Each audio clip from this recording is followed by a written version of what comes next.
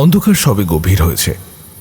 এমন সময় গ্রামের মধ্যস্থিত নাট মন্দির থেকে ভেসে এলো উত্তেজিত জনতার সমবেত কণ্ঠস্বর।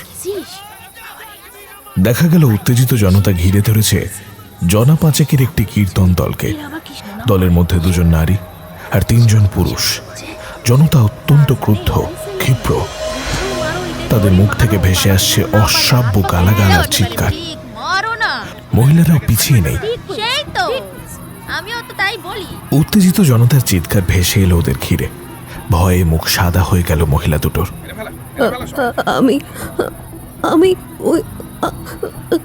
আমি ওই পুতুল রাস্তায় কুড়িয়েছি, ভেবেছিলাম মেয়ের জন্য নিয়ে যাব। আমি কোনো বাচ্চা চুরি করিনি।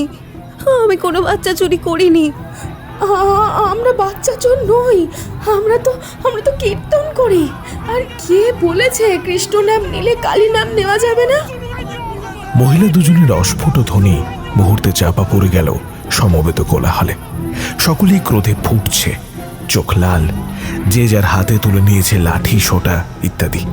সুযোগ বুঝে দলেরই একজন পুরুষ কীর্তনিয়া পালানোর চেষ্টা করতেই 2 জন সাথে সাথে জাপটে ধরল তাদের। আর সাথে সাথেই পাশে দাঁড়ানো একজন হাতে ধরা লাঠিটা সজোরে বসিয়ে দিল তার মাথার খুলি বরাবর। মুহূর্তেই নিথর হয়ে ঝুলে পড়ল তার শরীর। আর ঠিক তারপরেই পুরো দলটাকে চারপাশ থেকে ঘিরে ধরল সকলে। মুহূর্তের মধ্যেই 4টে কণ্ঠের আর্তনাদ চাপা পড়ে গেল। সমবেত কণ্ঠের গালাগাল আর হুঙ্কার ক্রমশ তীব্র হল। লোকে হিংস্র সাপদের মতো আছড়ে পড়ছে সেই 5 জনের ওপরে। লাঠির বাড়ি, লাথি, ঘুষি কিছুই বাকি থাকছে না। এরকম সময় আচমকা ভিড়ের মধ্যে কালো চাদরের আড়ালে থাকা একটা হাত একটা কাটারি বাড়িয়ে দিল এক মহিলার হাতে। শুনতে পাওয়া গেল, মেরে ফেলো ওদের, গলা কেটে মাথা একেবারে নামিয়ে দাও। বাচ্চাগুলোরও নিশ্চয়ই এইভাবে গলা নামিয়ে ওরা বলি দিয়েছে। ছেড়ো না ওদের, এমন শাস্তি দাও যাতে শয়তানও ভয় পেয়ে যায়। কাটারি হাতে পেয়ে মহিলাকে যেন আরো ভয়ঙ্কর কিছুতে পেয়ে বসল। সে সাথে সাথে এগিয়ে এসে কাটারির কোপ বসালো একজনের গলায়।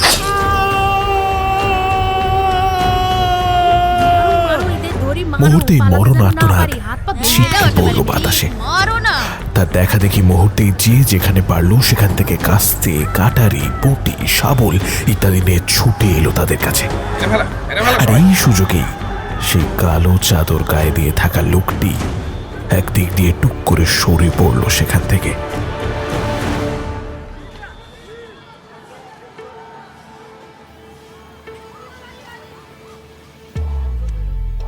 নমস্কার, আশা করি আপনারা সকলে ভালো আছেন। আগের মাসে আপনারা শুনেছেন গ্রাম বাংলার ভূত ভুতুমের কাহিনী একা নড়ে। আজ আপনারা শুনবেন সেই সিরিজের এই মাসের গল্প, অঙ্কুর বরের গন্ধ কাটা। গল্প পাঠে কুন্তল।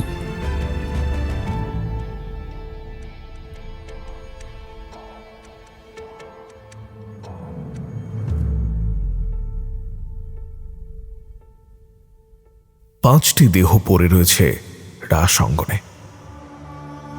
ক্রোধে উন্মত্ত জনতা ছিঁড়ে খুঁড়ে ফেলেছে ওদের, বিশেষ করে ওদের মুন্ডু।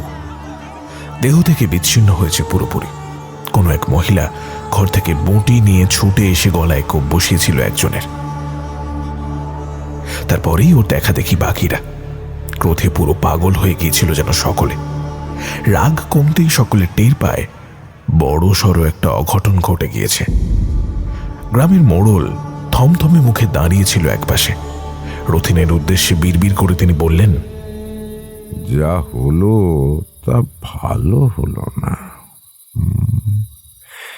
আজ পর্যন্ত এই গ্রামে এমন ঘটনা ঘটেনি। এরপর থানা পুলিশ হবে, কোমরে দড়ি পড়বে অর্ধেক গ্রামের। না না না, কম কথা নয়, একেবারে একসঙ্গে 5-5 জন বৈষ্ণব হত্যা। না না, থানা পুলিশ করা যাবে না দুলাল? পাশ থেকে একজন প্রবীণ বলে উঠলেন অত্যন্ত কাতর কণ্ঠে।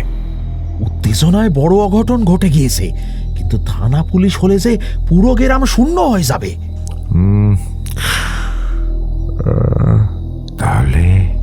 তাহলে উপায়? প্রবীণ লোকটি কিছুক্ষণ ভাবলেন, তারপর বললেন, তারাও বলছি। হ্যাঁ, সকলে জানতো এরা আজ রাতেই এখানে আসর শেষ করে অন্য জায়গায় বেরিয়ে যাবে। তেমনটাই হয়েছে বলবে সকলে। আরে লাশগুলো? ওই জঙ্গলে বুড়ো পাকড়ের গাছটা আছে না, তার নিচে গিয়ে এগুলো পুঁতে দাও আজ রাতের মধ্যেই। দেখো বাইরের কেউ যেন টের না পায়। বৃদ্ধ যখন গ্রামের সকলকে এই পরামর্শ দিচ্ছিল, ঠিক তখনই ভিড়ের মধ্যে কালো চাদর মুড়ে দাঁড়িয়ে থাকা লোকটি এই পুরোটা শুনতে পেল, কিন্তু কেউই তাকে খেয়াল করল না। কিন্তু এক অজানা কারণে চাদরের আড়ালে থাকা চোখ দুটো আচমকাই যেন চকচক করে উঠল। নরম মাটি, তাই খুঁড়তে বিশেষ অসুবিধা হয়নি। চাদরে ঢাকা দেহটি একবার সতর্ক ভঙ্গিতে চারপাশে তাকালো। না, আশেপাশে কেউ নেই।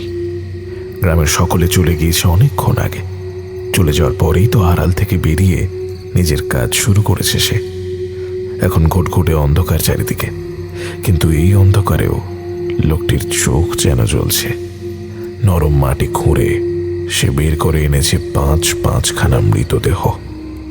অন্ধকারেই সে গাছের মাথার দিকে তাকালো। একটু আগেই বুড়ো পাকুর গাছের একেবারে মগডালে সে বেঁধে এসেছে ওই ৫টা কাটা মুন্ড। এবারে দেহগুলোর পালা।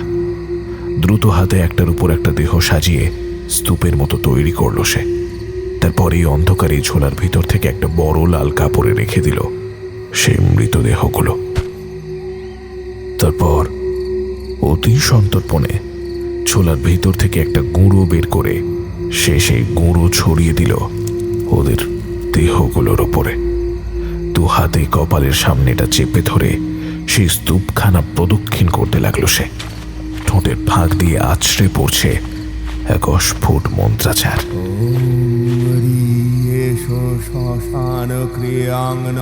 বুকের ভিতর আনন্দের ঢেউ তার।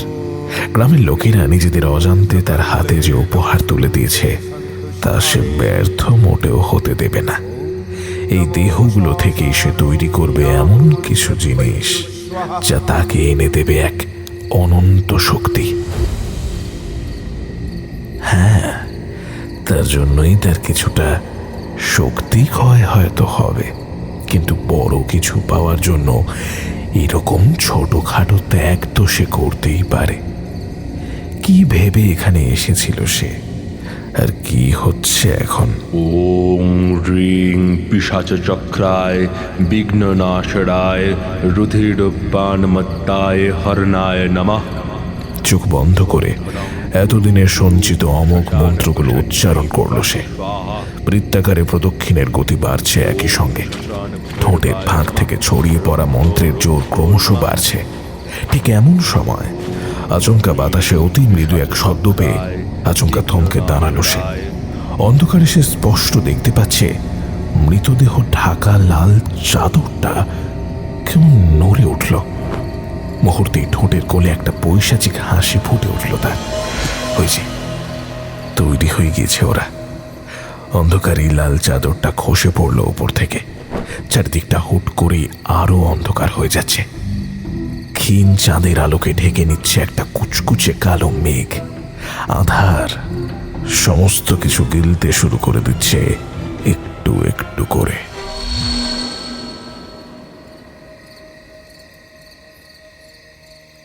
ও গুরুমা, এটা কি গো?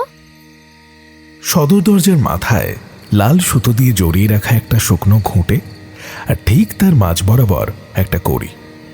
জিনিসটা ঝুলছে চৌকাঠের মাথার দিকের একটা পেরেকের ওপর।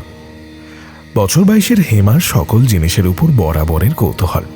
চন্দ্রবালা দাসী কাঁধের থেকে জিনিসগুলো নামিয়ে সবেমাত্র শাড়ির আঁচল দিয়ে মুখের ঘামটা মুছেছে। এতটা পথ এতগুলো জিনিস টেনে আনা, এই বয়সে এসব কি পারা যায়?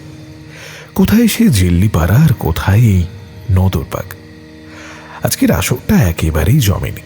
তার উপর ফেরার পথে গাড়িটা এমন খারাপ হলো যে কাল সকালের আগে সে জিনিস নাকি সারানোই যাবে না। সারা রাত্রি এভাবে রাস্তায় এতগুলো ছেলে মেয়ে সঙ্গে নিয়ে বসে থাকবে নাকি সে? দুশ্চিন্তায় বিভোর চন্দ্রবালার ঠিক তখনই মনে পড়ল একটু এগিয়েই গুরু ভাইয়ের গ্রাম কীর্তন খোলার কথা।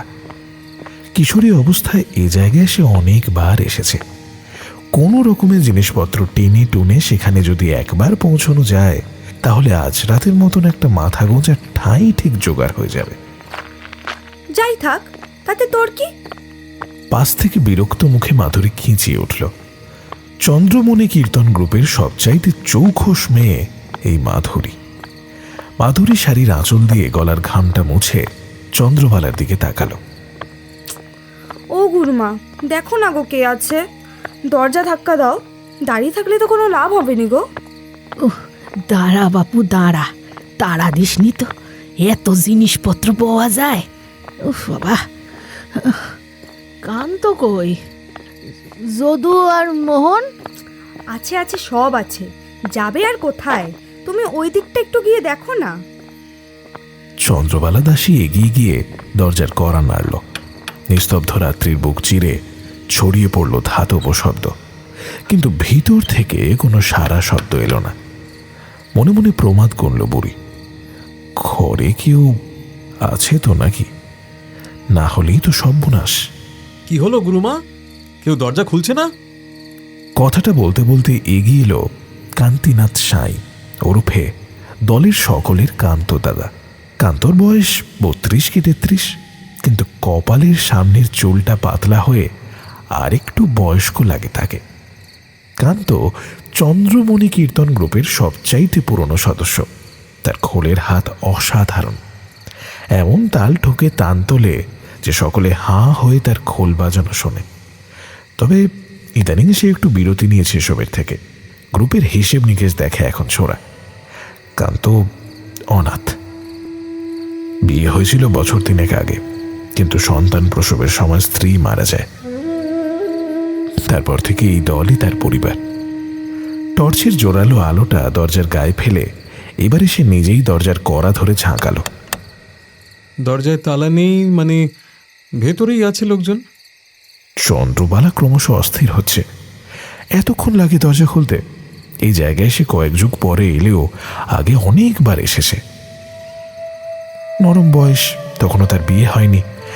বাবা নিবারণ গাইতের হাত ধরে এই কীর্তন দলে তার যোগ হওয়া। কীর্তন খোলার তখন কি নাম ডাক! এখানে ঘরে ঘরে কীর্তনের দল। সারা দেশে তখন কীর্তনের বায়না। বাইরে বাইরে থেকে কত কীর্তনের দল এসে কীর্তন করত গ্রামের মধ্যকারের ওই নাট মন্দিরে। লোকের ভিড়ও হতো তেমন।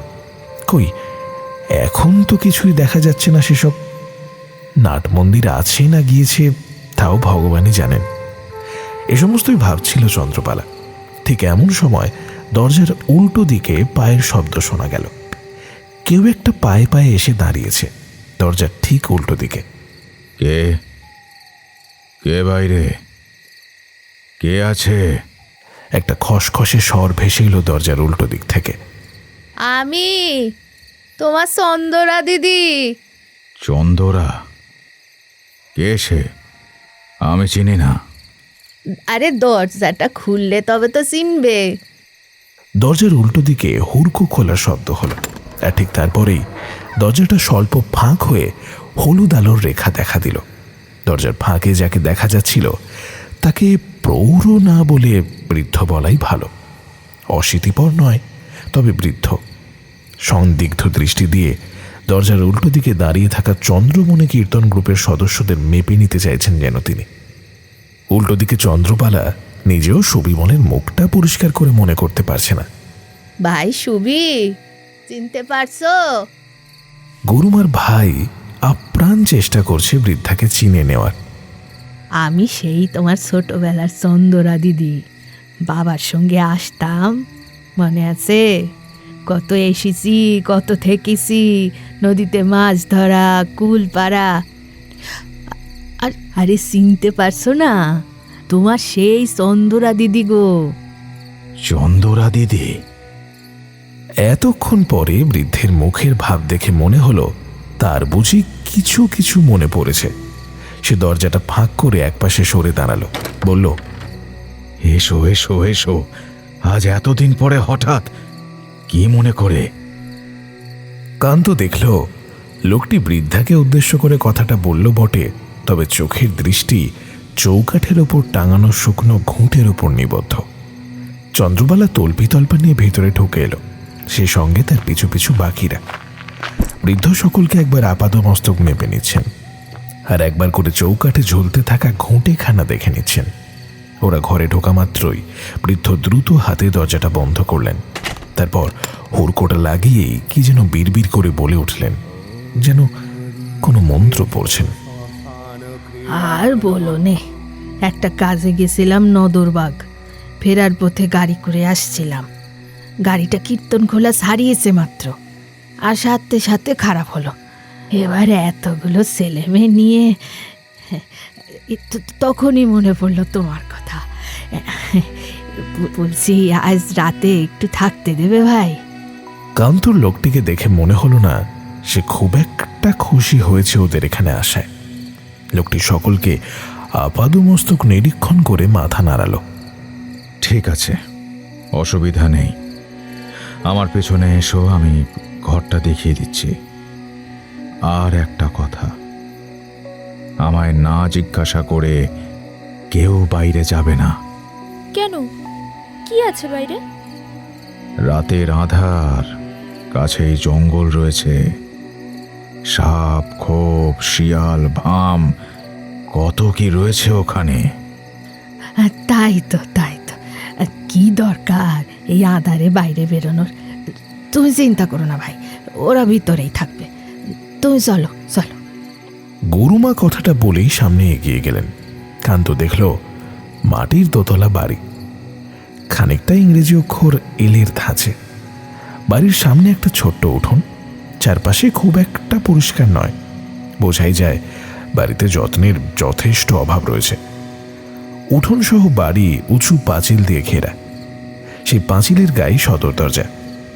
সদর দরজার ভেতরের দিকে একটা বাল্ব ঝুলছে, তার মানে গ্রামে ইলেকট্রিসিটি রয়েছে। কিন্তু এই মুহূর্তে চারিদিকে অন্ধকার। তবে কি লোডশেডিং নাকি? কান্তদা, জায়গাটা একটু কেমন না? আর ওই বুড়োটাকে দেখলে? গুরুবনের সঙ্গে দেখা হলো, কিন্তু মুখে কোনো হাসি নেই। মাধুরী কান্তর গা ঘেঁষে ফিস ফিস করে কথাটা বলতেই কান্তর গলাটা কেমন যেন ভারী হয়ে এলো। দুযোগের বেশি যোগাযোগ নেই। হঠাৎ করে রাত দুপুরে সেই গুরুবন একগাদা ছেলেমেয়ে নিয়ে হাজির হলে আমার মুখেও হাসি থাকতো না। কিন্তু আমি ভাবছি অন্য কথা। কি কথা গো কান্তদা? কান্তর চোখের সামনে চৌকাঠে ঝুলতে থাকা কড়ি দেওয়া ঘুঁটে, আর একটু আগেই বৃদ্ধের বিড়বিড় করে কি সমস্ত বলতে বলতে দরজা লাগানোর দৃশ্যটা তার মাথায় ভেসে উঠলেও সে মাথা নাড়িয়ে ঘরের অন্যদিকে এগিয়ে গেল। কিছু না, আয়। তা তুমি কি একলাই থাকো নাকি এখানে? চন্দ্রবালার কথায় বৃদ্ধ মাথা নাড়াল। এই বাড়িতে ভীষণ স্বল্প আলোর ব্যবস্থা। বৃদ্ধ ট্রাঙ্ক থেকে বালিশ চাদর বার করছিল ওদের সকলের জন্য। একলা কেন? বোন রয়েছে তো। ও বাবা, তাই বুঝি? ও কি যেন নাম ওর, কি যেন, হ্যাঁ মনে পড়েছে, ছায়া। তা কোথায় সে? চন্দ্রবালার কণ্ঠে উচ্ছ্বাস, যেন কিশোরী বেলায় ফিরে এসেছে সে। আছে দোতলায়। যাব, দেখা করব। বাবা, কত ছোটবেলায় দেখিছি তাকে। বৃদ্ধার কথা শুনে সুবিমল বাবু কয়েক মুহূর্ত কি যেন ভাবলেন, তারপর বিড়বিড় করে বললেন, চলো, আমিও যাচ্ছি সঙ্গে। তা বিয়ে করনি? সিঁড়ি বেয়ে উঠতে উঠতে চন্দ্রবালার প্রশ্ন শুনে বৃদ্ধ মাথা নাড়ালেন। না, আমার বোনকে তো দেখেছ, শারীরিক প্রতিবন্ধী, আমি বিয়ে করতে চেয়েছিলাম, কিন্তু এরকম অক্ষম ননদের দেখাশোনায় কেউই রাজি হয়নি।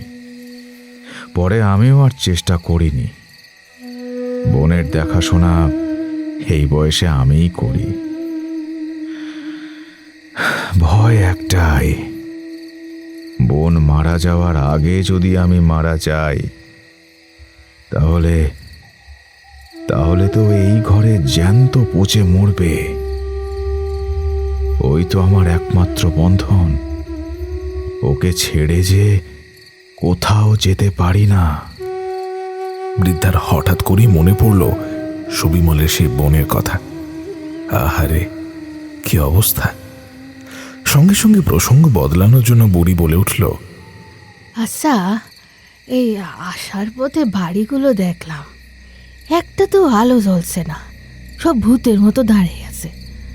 অথচ একসময় খোল, খঞ্জনি, কীর্তনের আসরে গভীর গভীর রাত মুখরিত থাকতো। আহা, সেসব কি দিন!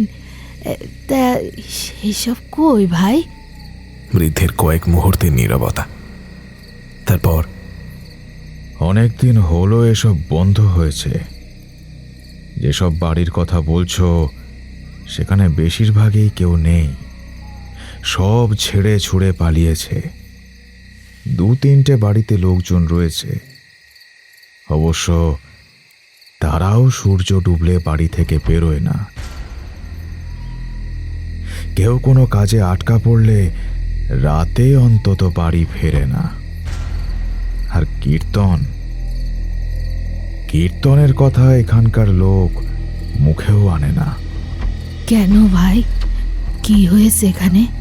হঠাৎ করে সব কিছু বদলে গেল কেন? তোমরা এক রাতের জন্য এখানে এসেছো, সব কিছুর কারণ না জানলেও হবে। এমন অনেক কিছু আছে যা তোমরা বুঝবে না। কাল সকালে সূর্য উঠলেই তোমরা এখান থেকে চলে যেও, আর কোনো দিনও এখানে এসো না। আমার কপাল তাই আমি যেতে পারি না, নইলে আমিও সব ছেড়ে ছুড়ে চলে যেতাম। কাঠের দরজাটা খুলে ঘরের ভিতরে প্রবেশ করা মাত্রই একটা ভ্যাপসা গন্ধ চন্দ্রবালার নাকে ধাক্কা মারল। হ্যারিকেনের আলোয় দেখা গেল ছোট্ট একখানা ঘর, 10x7 হবে। দরজা জানালা বেশ ছোট ছোট। চন্দ্রবালা দেবী বেঁটে মানুষ, তার মাথায় লাগবে না, কিন্তু লম্বা মানুষ মাত্রই মাথা ঝুঁকিয়ে ঢুকতে হয়। চন্দ্রবালা আর একটু অবাক হলেন। জিনিসটা ওদের ঘরেও দেখেছেন তিনি, আবার এখানেও রয়েছে সেটা। ঘরের জানালাটা কাঠের তক্তা মেরে চিরতরের জন্য বন্ধ করে দেওয়া হয়েছে, হয়তো বাকি ঘরেও তাই। কিন্তু কেন?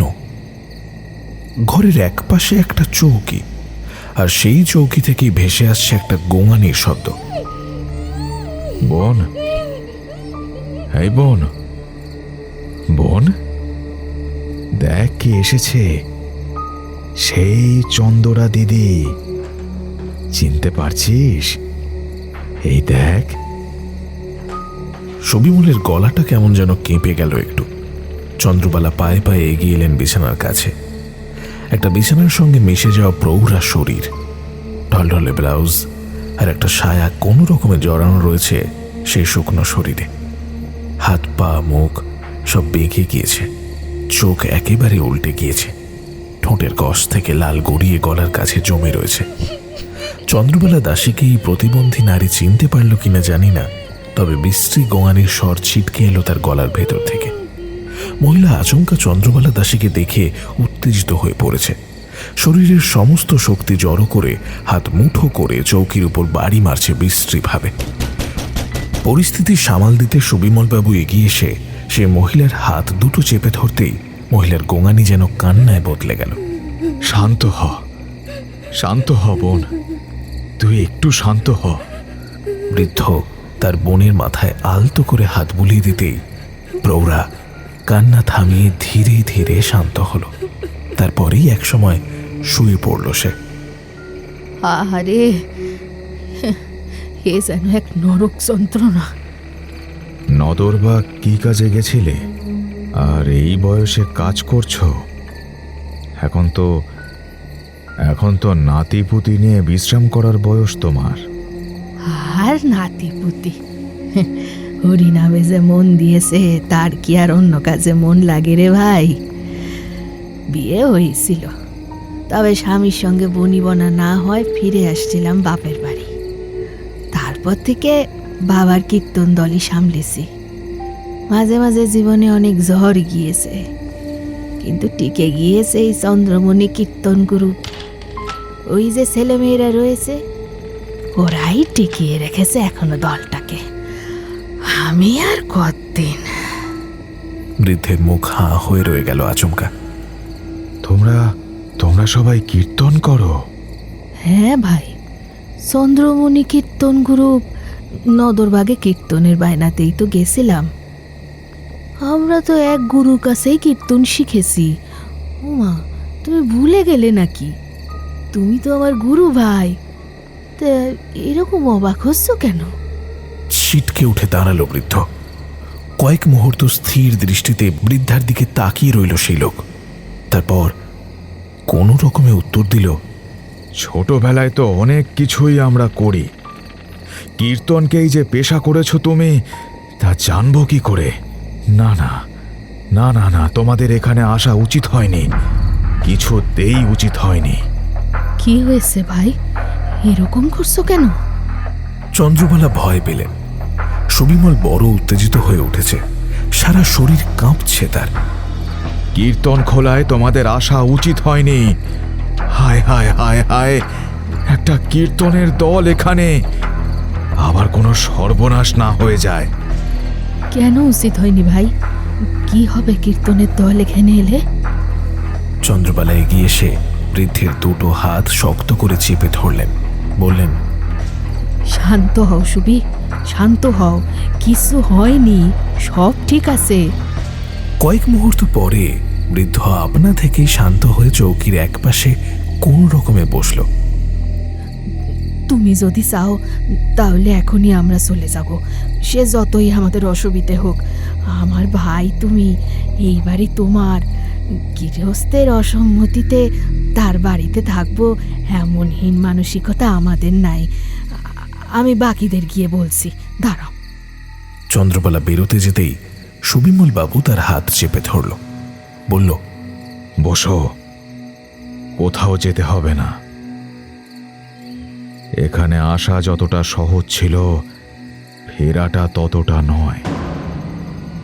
রাতের আধারে এই গ্রামে একদল কীর্তনিয়াকে তাদের নিয়তি ডেকে এনেছে। আমি নই, আমি জানি না আজ কি হবে। শুধু একটাই অনুরোধ, বাঁচতে চাইলে ভুলেও আজ কোনো গান ধরো না, কোনো বাদ্য বাজিও না। আচ্ছা ঠিক আছে, ঠিক আছে, সে না হয় ওরা কেউ বাজাবে না, কিন্তু কি হয়েছে এই রকম করে বলছো কেন? বৃদ্ধ তার মুখ পানে তাকালো। কীর্তন এই গাঁয়ের জন্য এখন অভিশাপ। ওরা ওঁত পেতে রয়েছে সকলকে গিলে খাবার জন্য। সূর্য ডুবলেই সে জেগে ওঠে, তারপর সুযোগ খোঁজে। কেউ আধার রাতে দরজা খোলে না এই গ্রামে। ভুল করেও কারো বাড়ি থেকে কীর্তন ভেসে এলেই ওই যে দূরের জঙ্গলে ভেসে ওঠে তাদের খোলের শব্দ। তখন আর কারো পরিত্রাণ নেই। পরের দিন শুধু ধড় খুঁজে পাওয়া যায়, মুন্ডহীন ধড়। চন্দরা দিদি, অনেক কষ্টে টিকে রয়েছে আমরা। কীর্তনকে ছুঁড়ে ফেলে তবেই আমরা টিকে রয়েছি। কে? কার কথা বলছো? সুবিমল বাবু তার মুখের দিকে তাকালেন। কীর্তন খোলার এক জীবন্ত অভিশাপ, জীবন্ত অভিশাপ।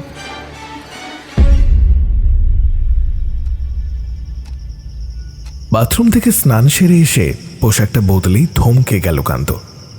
ঘরের ভেতরে কেবলমাত্র মাধুরী বসে রয়েছে, তাও কানে হেডফোন গুঁজে কি যেন একটা করছে। কই গেল ওরা? কান্তর প্রশ্ন শুনে মাধুরী একটু হকচকিয়ে যায়। ওরা ওরা বলতে? যদু, মোহন।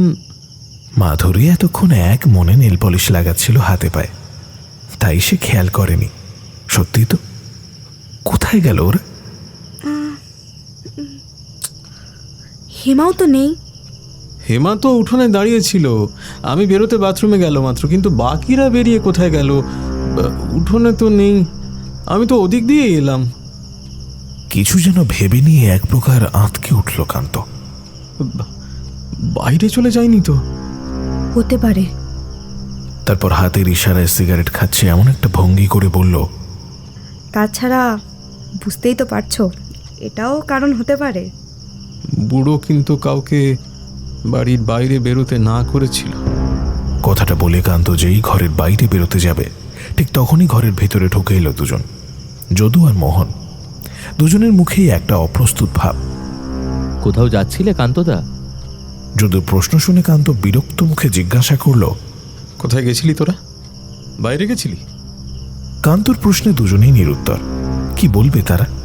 বুড়ো কিন্তু বারণ করেছিল রাতের আধারে তার অনুমতি ব্যতীত বাইরে যেতে। আমরা ফোন করতে গেছিলাম কান্তদা, বাড়ির ভেতরে দেখো কোনো নেটওয়ার্ক নেই, কি করব? তার জন্য বুড়োকে একবার জানাতে হয়। নতুন জায়গা, তার উপর এমন অন্ধকার, কোথায় কি হয় কে জানে। উফ। মোহন মুখে হাসি ফুটিয়ে কথাটা বলতেই কান্ত মাথা নাড়ালো। দরজাটা ভালো করে লাগিয়ে দিয়েছিস তো? বুড়োকে বলার দরকার নেই যে তোরা বাইরে গেছিলি। কান্তর মনের ভাব আঁচ করে মাধুরী বলল, কি হয়েছে কান্তদা, অমন করছো কেন? তোমায় কেমন অস্থির লাগছে।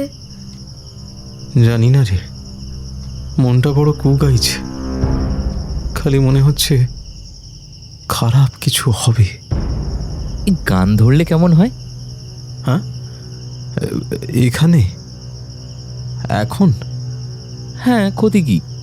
হারমোনিয়াম, খোল, ঘঞ্জনি তো সঙ্গেই আছে, ধরি না সকলে মিলে, দেখবে মন ভালো হয়ে যাবে। হুম, চলো গান ধরি। এমনিতেও মনে হয় বুড়োর রান্না হতে দেরি আছে। হ্যাঁ হ্যাঁ, এমনিতেও গুরুমা আর তার ভাই গিয়েছে দোতলায়। কথাটা বলতে বলতে দরজা দিয়ে ঢুকে এলো হেমা। ওই তো বুড়োর এক বোন আছে না, প্রতিবন্ধী, সেখানে দাঁড়িয়ে দুজনে মিলে কথা বলছে। মানে তুই এসব দেখতে উপরে চলে গেছিস?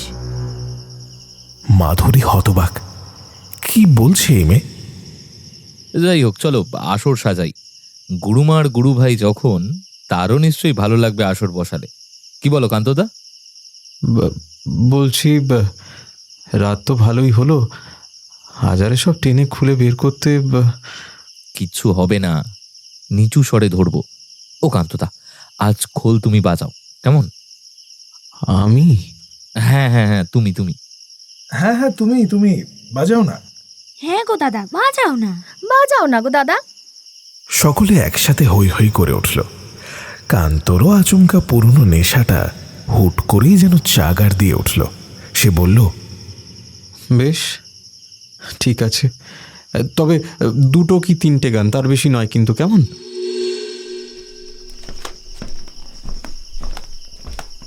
দরজার বাইরে বেরিয়ে কি একটা পায়ে ঠেকতেই চমকে উঠলেন সুবিমল বাবু। ঝুঁকে জিনিসটা কুড়িয়ে তোলা মাত্রই আপাদমস্তক কেঁপে উঠলেন বৃদ্ধ। লাল সুতো জড়ানো সেই কড়ি লাগানো ঘুঁটেটা, সেটা পায়ের চাপে পড়ে এই মুহূর্তে ভেঙে দুটুকরো হয়ে গিয়েছে। আরে, এই জিনিসটা তোমার সদর দরজার বাইরে ঝুলছিল না? চন্দ্রবালের অবাক স্বরে প্রশ্নটা করতেই বড় দুহাতে মাথা চেপে চিৎকার করে উঠল, সর্বনাশ, সর্বনাশ হয়ে গেছে, সর্বনাশ! হায় হায় হায় হায়, হে কি হলো? আর ঠিক তারপরেই বৃদ্ধ ক্ষিপ্র গতিতে সিঁড়ি বেয়ে নিচে ছুটে গেলেন। চন্দ্রবালা কিছু বুঝতে না পেরে চিৎকার করে উঠল, কোথায় যাচ্ছ ভাই, কোথায়? কি হয়েছে বলো না, ওভাবে যেও না, পড়ে যাবে। বুড়ো ততক্ষণে উঠোনে নেমে এসেছে, তার পিছু পিছু বৃদ্ধা চন্দ্রবালা। কিন্তু ও কি? হ্যারিকেনের আলোয় কি দেখা যাচ্ছে? সদর দরজাটা এই মুহূর্তে হাট করে খোলা। দরজার উল্টো দিকের অন্ধকারে হাত বাড়িয়ে ওতে যেন গিলে খেতে আসছে। বৃদ্ধ সুবিমল থরথর করে কাঁপছে, ভয়ে আতঙ্কে তার সারা শরীর ফ্যাকাশে হয়ে উঠেছে। চন্দ্রবালা দেবী এসে তার কাঁধটা চেপে ধরতেই দেখতে পেলেন বৃদ্ধর দুই চোখ ভয়ে বিস্ফারিত। কেউ বাইরে গেছিল দিদি, তোমাদের মধ্যে কেউ আমার নিষেধ সত্ত্বেও সে বাইরে গেছিল আমায় না জানিয়ে। আর আর সেই জিনিস তাদের মাধ্যমে এই ঘরে ঢুকে এসেছে। হ্যাঁ হ্যাঁ হ্যাঁ, আমি তার গন্ধ পাচ্ছি। সে অপেক্ষা করছে, শুধুমাত্র অপেক্ষা করছে আমন্ত্রণের। আমন্ত্রণ? কিসের আমন্ত্রণের? কে অপেক্ষা করছে ভাই? ভাই সুবি, আমায় আর ভয় দেখাসনি। ওদের বারণ করো দিদি, ওদের এক্ষুনি বারণ করো।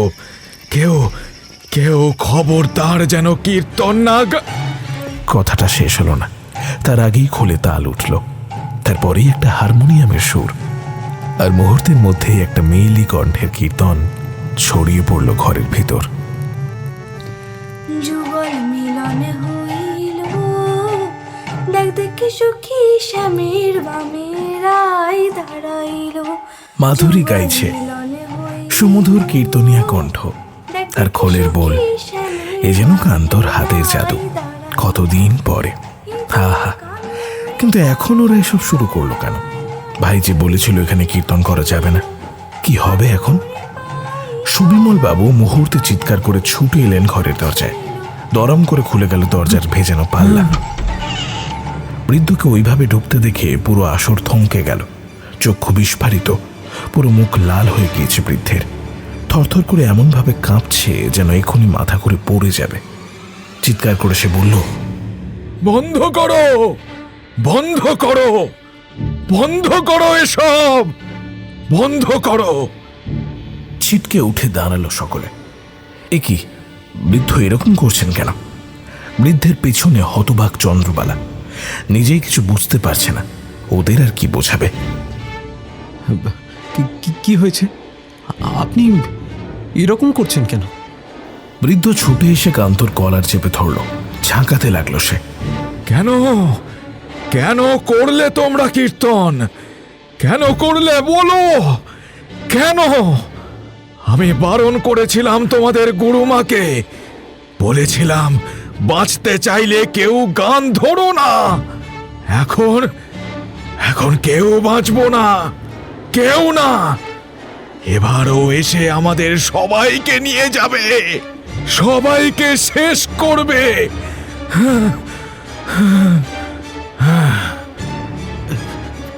কে কে শেষ করবে? কি সব বলছেন?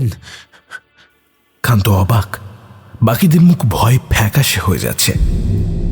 এ কীর্তন খোলার এক অভিশাপ। বলো বলো, কে বাইরে গেছিলে? কে দরজা খুলে তাকে ভিতরে নিয়ে এসেছো? এতক্ষণ সে অপেক্ষা করছিল এই কীর্তনের। এবার সকলের শেষ হবার পালা। হায় ঈশ্বর, হায় ঈশ্বর, রক্ষা করো, রক্ষা করো আমাদের। কি বলছেন কি আপনি? পাগল হয়ে গেলেন নাকি? কে আসবে? কারা কিসের অপেক্ষা করছিল? কীর্তন খোলার এক অভিশাপ, এক ভয়ঙ্কর অপশক্তি। রাতের আঁধারে তারা দরজা খোলা পেয়ে ঘরে ঢুকে আসে। রূপ বদল করে তোমার পরিচিত মানুষের অথবা পশু পাখির। তারা তোমায় উস্কাবে এই কীর্তন বাজাবার জন্য। আর ভুল করে একবার কীর্তন গেয়ে উঠলেই তোমার ঘরের বাইরে বেজে উঠবে ওদের খোল খঞ্জনি। আর একবার সেই খোলের শব্দ তোমার কানে এলেই ধীরে ধীরে তারা শুরু করবে তাদের শিকার। ওই ওই ওই চলে এসেছে, এসে গেছে তারা, এসে গেছে। সকলেই ধর্মণ করে বেরিয়ে এলো উঠানে। সদর দরজার বাইরেটা এই মুহূর্তে ঘুটঘুটে অন্ধকার, আর শব্দটা আসছে ঠিক ওই বাইরে থেকেই। কারা বাজাচ্ছে এসব? বৃদ্ধ যা বলছে তা কি সত্যি? কে বাজাচ্ছে এমন কীর্তনের খোল? এই কীর্তনের বোল শুনে বুকের ভেতর কেমন যেন শুকিয়ে আসছে ভয়ে। মেয়েদের মুখ ভয় ফ্যাকাশে, গুরুমারও তাই। কান্ত বুঝতে পারছে না কি করবে। আর ঠিক তখনই থেমে গেল সেই কীর্তন, একেবারে হুট করে। আর ঠিক তখনই সকলে টের পেল একটু একটু করে হ্যারিকেনের আলোটা ক্রমশ নিভে আসছে আপনা থেকেই। কান্ত একবার আর চোখে তাকালো যদু আর মোহনের দিকে। ওদের বিহবল ভাবটা ছদ্ম নয় তো? সুবিমল বাবু যা যা বলছেন তা যদি সত্যি হয়, তাহলে তো যদু আর মোহনই বাইরে বেরিয়েছিল। তাহলে কি যার কথা বলছেন তা ওদের হাত ধরেই ঢুকেছে? দরজা লাগানোর সময় উনি কিছু একটা আওড়াচ্ছিলেন। উনি নিশ্চয়ই তখন কোনো উপাচার করছিলেন, যা মোহন আর যদুর বাইরে বেরোনোর সঙ্গে সঙ্গেই ভেঙে গিয়েছিল। হ্যাঁ, ওরাই তো কীর্তন শুরু করার জন্য উস্কাচ্ছিল। সেটা কি সজ্ঞানে? হা ঈশ্বর, না না না না, কিছু ভুল হচ্ছে। এই সমস্ত গল্প শুনেছে সেইগুলো আবার সত্যি হয় নাকি? কিন্তু যদি সত্যি হয়, সুবিমল বাবুকে জানাতে হবে যদু আর মোহনের ব্যাপারে।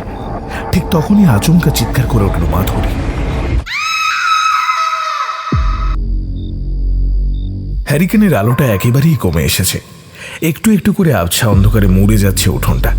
তারপরেও সেই নিভে যাওয়া আলোয় কান্ত দেখতে পেল মাধুরী ইঙ্গিত করছে কান্তর ডান দিকে, যেখানে এই মুহূর্তে দাঁড়িয়ে রয়েছে হেমা। কিন্তু ওটা কি সত্যি হেমা, নাকি হেমার শরীরটা ধীরে ধীরে লম্বা হয়ে যাচ্ছে? না না না, শুধু লম্বা নয়, সকলে ছিটকে সরিল তার থেকে। হেমা, হেমা, কি হয়েছে তোর? কি হচ্ছে? হেমা, কে হেমা? একটা ঘর ঘরে স্বর ঠিকরে পড়লো হেমার বদলে যাওয়া লম্বাটে মুখের ভেতর থেকে।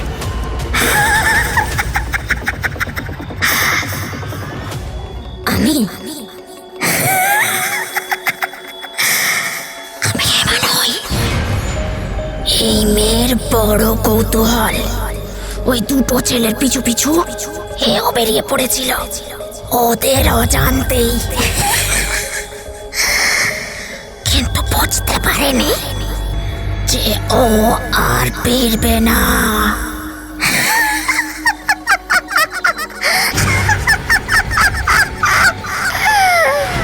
কথাটা বলেই হেমার ঠোঁটের কোলে এমন এক নিঃশব্দ হাসি ফুটে উঠল, যা দেখে মুহূর্তের মধ্যেই সকলের বুকের ভেতরটা একেবারে শূন্য হয়ে উঠল। ওদিকে হেমার শরীরটা ভয়ঙ্করভাবে বদলে যাচ্ছে। মাথাটা বড় হয়ে ঢুকে যাচ্ছে দুই কাঁধের ভেতরে, আর তার পেটটা একটু একটু করে বড় হচ্ছে। দেখতে দেখতে এই কাঁধের উপর থেকে মাথাটা সম্পূর্ণ সরে গেল, আর জ্বালার মতো বড় পেটে দেখা দিল একটা কালো গহ্বর। তার হাত আর পায়ের পাতা অস্বাভাবিক বড়।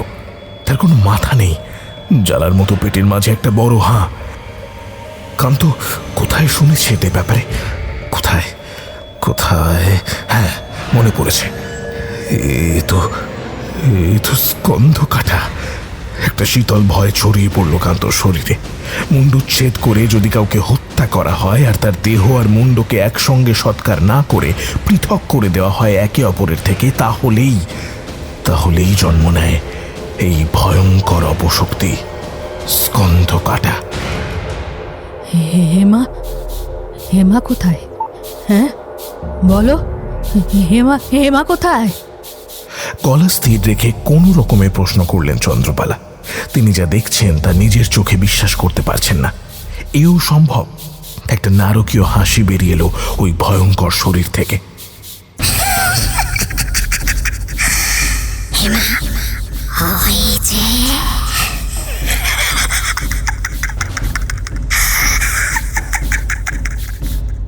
কথাটা বলেই জিনিসটা সদর দরজার দিকে ইঙ্গিত করতেই সকলে হাঁ হয়ে দেখতে পেল একটা দেহ সদর দরজা দিয়ে ধীরে ধীরে ঘরের ভেতরে প্রবেশ করছে।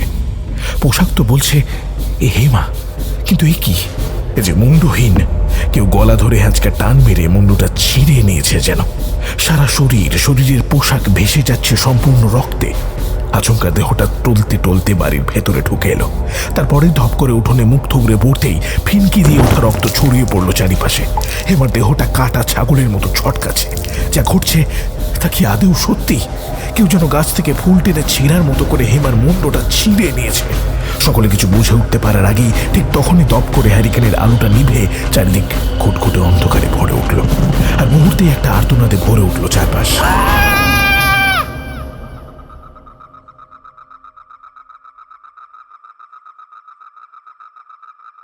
মোহন প্রায় শ্বাস আটকে একটা চৌকির তলায় শুয়ে রয়েছে।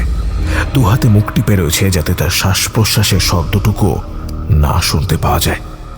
অন্ধকার হওয়ার সঙ্গে সঙ্গে কি যে ঘটল সে এখনো ঠিক করে মনে করতে পারছে না। শুধু এটুকু দেখল সে পাগলের মতো দৌড়াচ্ছে।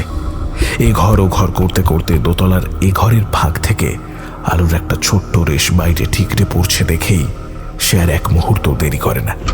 দরম করে দরজাটা খুলতেই দেখতে পায় একটা ছোট্ট ঘর। দেওয়ালের কুলুঙ্গিতে একটা লণ্ঠন জ্বলছে, ঘরের ভিতর একটা চৌকি, আর ঠিক তার উপরেই শুয়ে আছে এক বৃদ্ধা। মহিলার অবস্থা দেখে মোহনের বুঝতে এক মুহূর্ত সময় লাগেনি এই সেই বৃদ্ধা, সুবিমল বাবুর প্রতিবন্ধী বোন। মোহনকে দেখে বৃদ্ধার গলার ভিতর থেকে গোয়ানিটা যেন হঠাৎ করে আরো বেড়ে গেল। ঠোঁটের পাশ থেকে লালা ছিটকে বেরোতে লাগলো। মোহন ইতিউতি চেয়ে কিছু না পেয়ে শেষে চৌকির তলায় ঢুকেছিল।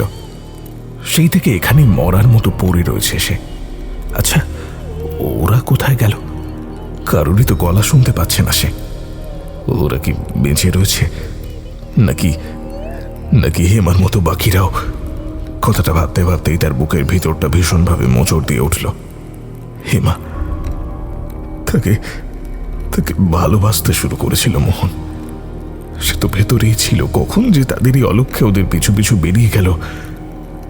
আজ ওরা যদি বাইরে না যেত তাহলে হেমা ওদের পিছু নিত না, আর আজকের এই ভয়ঙ্কর জিনিস ওদের কোনো ক্ষতিও করতে পারত না। এখন তার নিজের দোষেই নিজের গালে চড় মারতে ইচ্ছা হচ্ছে। তাদের জন্যই এই সমস্ত কিছু হচ্ছে, আর তার জন্যই হেমাকে মরতে হলো। ঠিক এমন সময় দরাম করে একটা শব্দ, সাথে সাথে খুলে গেল ঘরের দরজাটা। চোখের পলকে নিজের কান্না গিলে নিল মোহন। একজোড়া রক্ত ভেজা পা ঘরের ভেতরে এসে ঢুকল। লণ্ঠনের আলোয় চৌকির নিচ থেকে কেবল পায়ের পাতা জোড়াই দেখা যাচ্ছে, কিন্তু মোহন চমকেছে অন্য কিছুতে। পায়ের পাতার মধ্যে চকচক করছে একজোড়া নূপুর। এই নূপুর মোহনের ভীষণ চেনা। হেমা, হেমা এসেছে। আচমকা একটা গলার স্বর। মোহন, মোহন, কোথায় তুমি? কোথায় তুমি? কি আছো এখানে? পাজোড়া অবিন্যস্ত ভঙ্গিতে গোটা ঘরময় ঘুরে বেড়াচ্ছে। মোহন, তুমি আছো এখানে? থাকলে সাড়া দাও আমায়। এ তো হেমার গলা। হেমা তাকে ডাকছে। তার হেমা কি তাহলে ঠিক আছে? কিন্তু তখন যে দেখল, আচ্ছা ওসব তো ভুল হতে পারে, তাই না? মোহন কি মনে করে চৌকির তলা থেকে যেই বেরোতে যাবে, আচমকা চৌকির ওপর থেকে সেই গোঙানির আওয়াজ। বৃদ্ধার গলায় এক চাপা গোঙানি। তুই দেখেছিস আমার মোহনকে? বল বল বল বল। আচমকা মোহনের শিরদানা পেয়ে একটা শীতল স্রোত নেমে এলো। একটু আগেও হেমা যেই ভঙ্গিতে মোহনকে ডাকছিল, মুহূর্তে সেই ভঙ্গি যেন বদলে গেল। পাজোড়া ধীরে ধীরে চৌকির কাছে এসে চৌকির ওপরে উঠে গেল। মাথার উপর ভারী মচমচ শব্দ শুনতে পেল মোহন।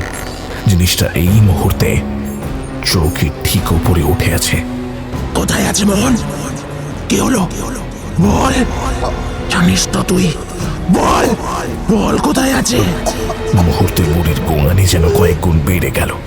পক্ষঘাতগ্রস্ত শরীরের সমস্ত শক্তি জড়ো করেও বুড়ি প্রতিরোধ করার চেষ্টা করছে। কি করছে ও বুড়ির সঙ্গে? চোখের নিচে মেঝে কামড়ে পড়ে রয়েছে মোহন। সে জানে না, সে জানতেও চায় না। সে শুধু এখান থেকে পালাতে চায়। ঈশ্বর, একমাত্র ঈশ্বর সহায়। এই বিভীষিকা সে আর নিতে পারছে না। এমন সময় আচমকা একটা শব্দ, ঠিক তারপরেই থেমে গেল বুড়ির গোঙানি। মাথার উপর থেকে ধপ করে একটা জিনিস মেঝের উপর পড়ল।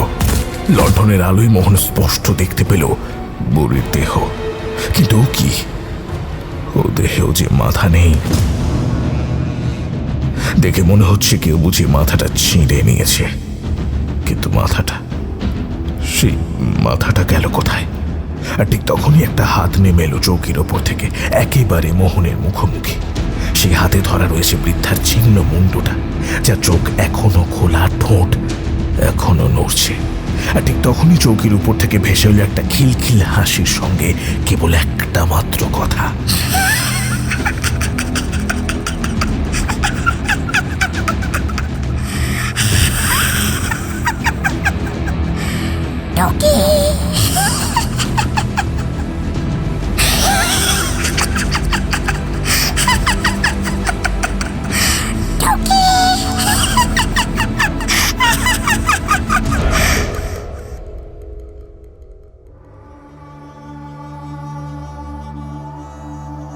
দরজায় পিঠ ঠেকিয়ে বসে রয়েছে কান্ত, একেবারে পাথরের মতো। কতক্ষণ এইভাবে বসে রয়েছে সে জানে না, এটা কোথায় তাও তার জানা নেই। কেবল এটুকু জানে অন্ধকারের ভিতর একজন তার কবজি ধরে হিড়হিড় করে টানতে টানতে সামনের দিকে নিয়ে গেছিল। কতগুলো ঘর, কতগুলো উঠোন সে পেরোচ্ছে, সে সমস্ত বোঝার ক্ষমতা তার ছিল না সেই সময়। সে কেবল ছুটেছিল। ছুটতে ছুটতে এই ঘরে এসে হাজির হয়েছে সে। এখনো চোখের সামনে ভাসছে একটু আগের দৃশ্য। অন্ধকার হওয়ার সাথে সাথে মাধুরীর চিৎকার ছিটকে এলো, আর সেই চিৎকারে সকলের সম্বিত ফিরে এলো যেন। মুহূর্তে সে বুঝতে পারল কি ভয়ঙ্কর ঘটনা ঘটে গিয়েছে। অন্ধকার উঠোনে কিচ্ছুটি দেখা যাচ্ছে না, কেবল পায়ের শব্দ, আর সঙ্গে মাধুরীর সেই চিৎকার।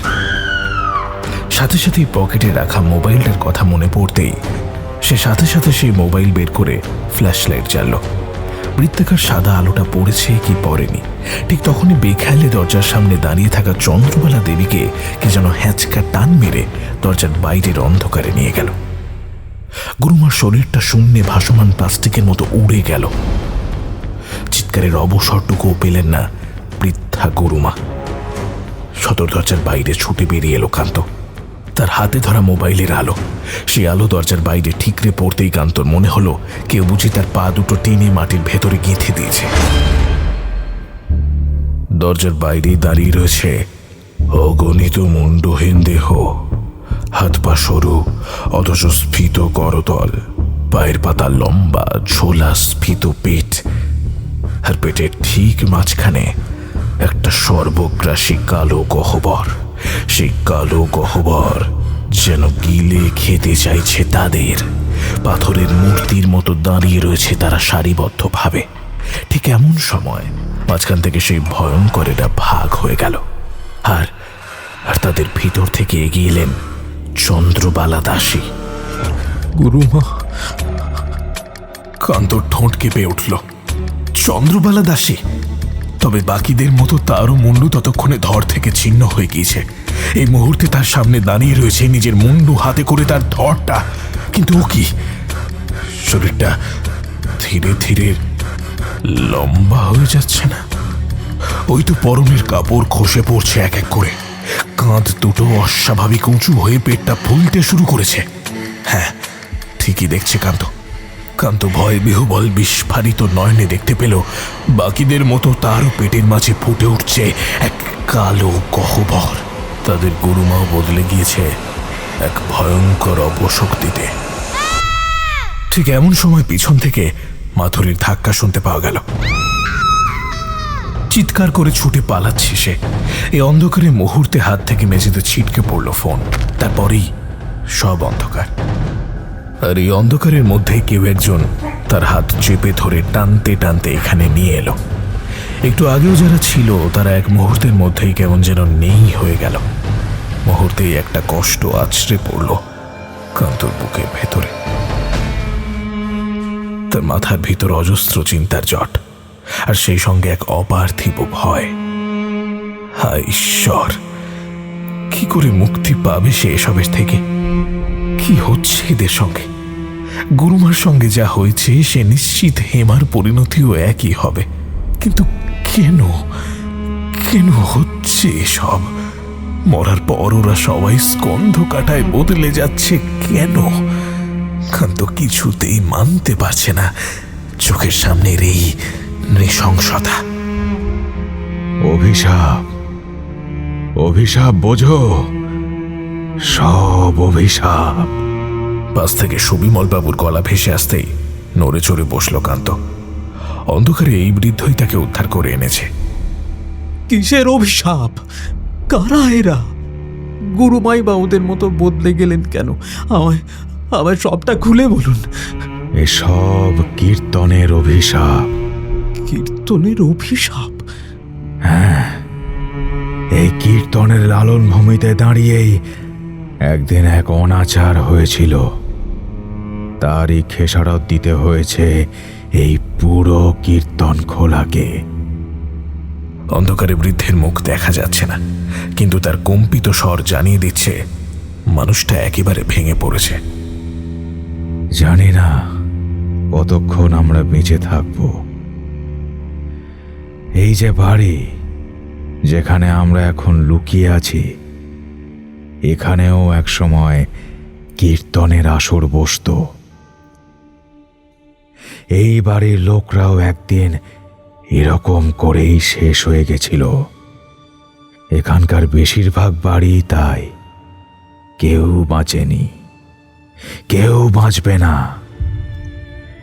কিছুক্ষণের মধ্যেই ওরা বুঝে যাবে আমরা এখানে লুকিয়ে রয়েছি, তখন ওরা এইখানে হাজির হবে। এখন উপায় একটাই, এক জায়গায় বেশিক্ষণ নয়। পালিয়ে বাঁচতে পারা যাবে, কিন্তু তোমায় পালিয়ে বেড়াতে হবে এই গ্রামের মধ্যেই। এই গ্রাম তোমায় কখনো বেরোতে দেবে না। এটা যেন ভুলোর পাতা ফাঁদ। এরা কারা? আপনি অনেক কিছু জানেন, আমায় খুলে বলুন।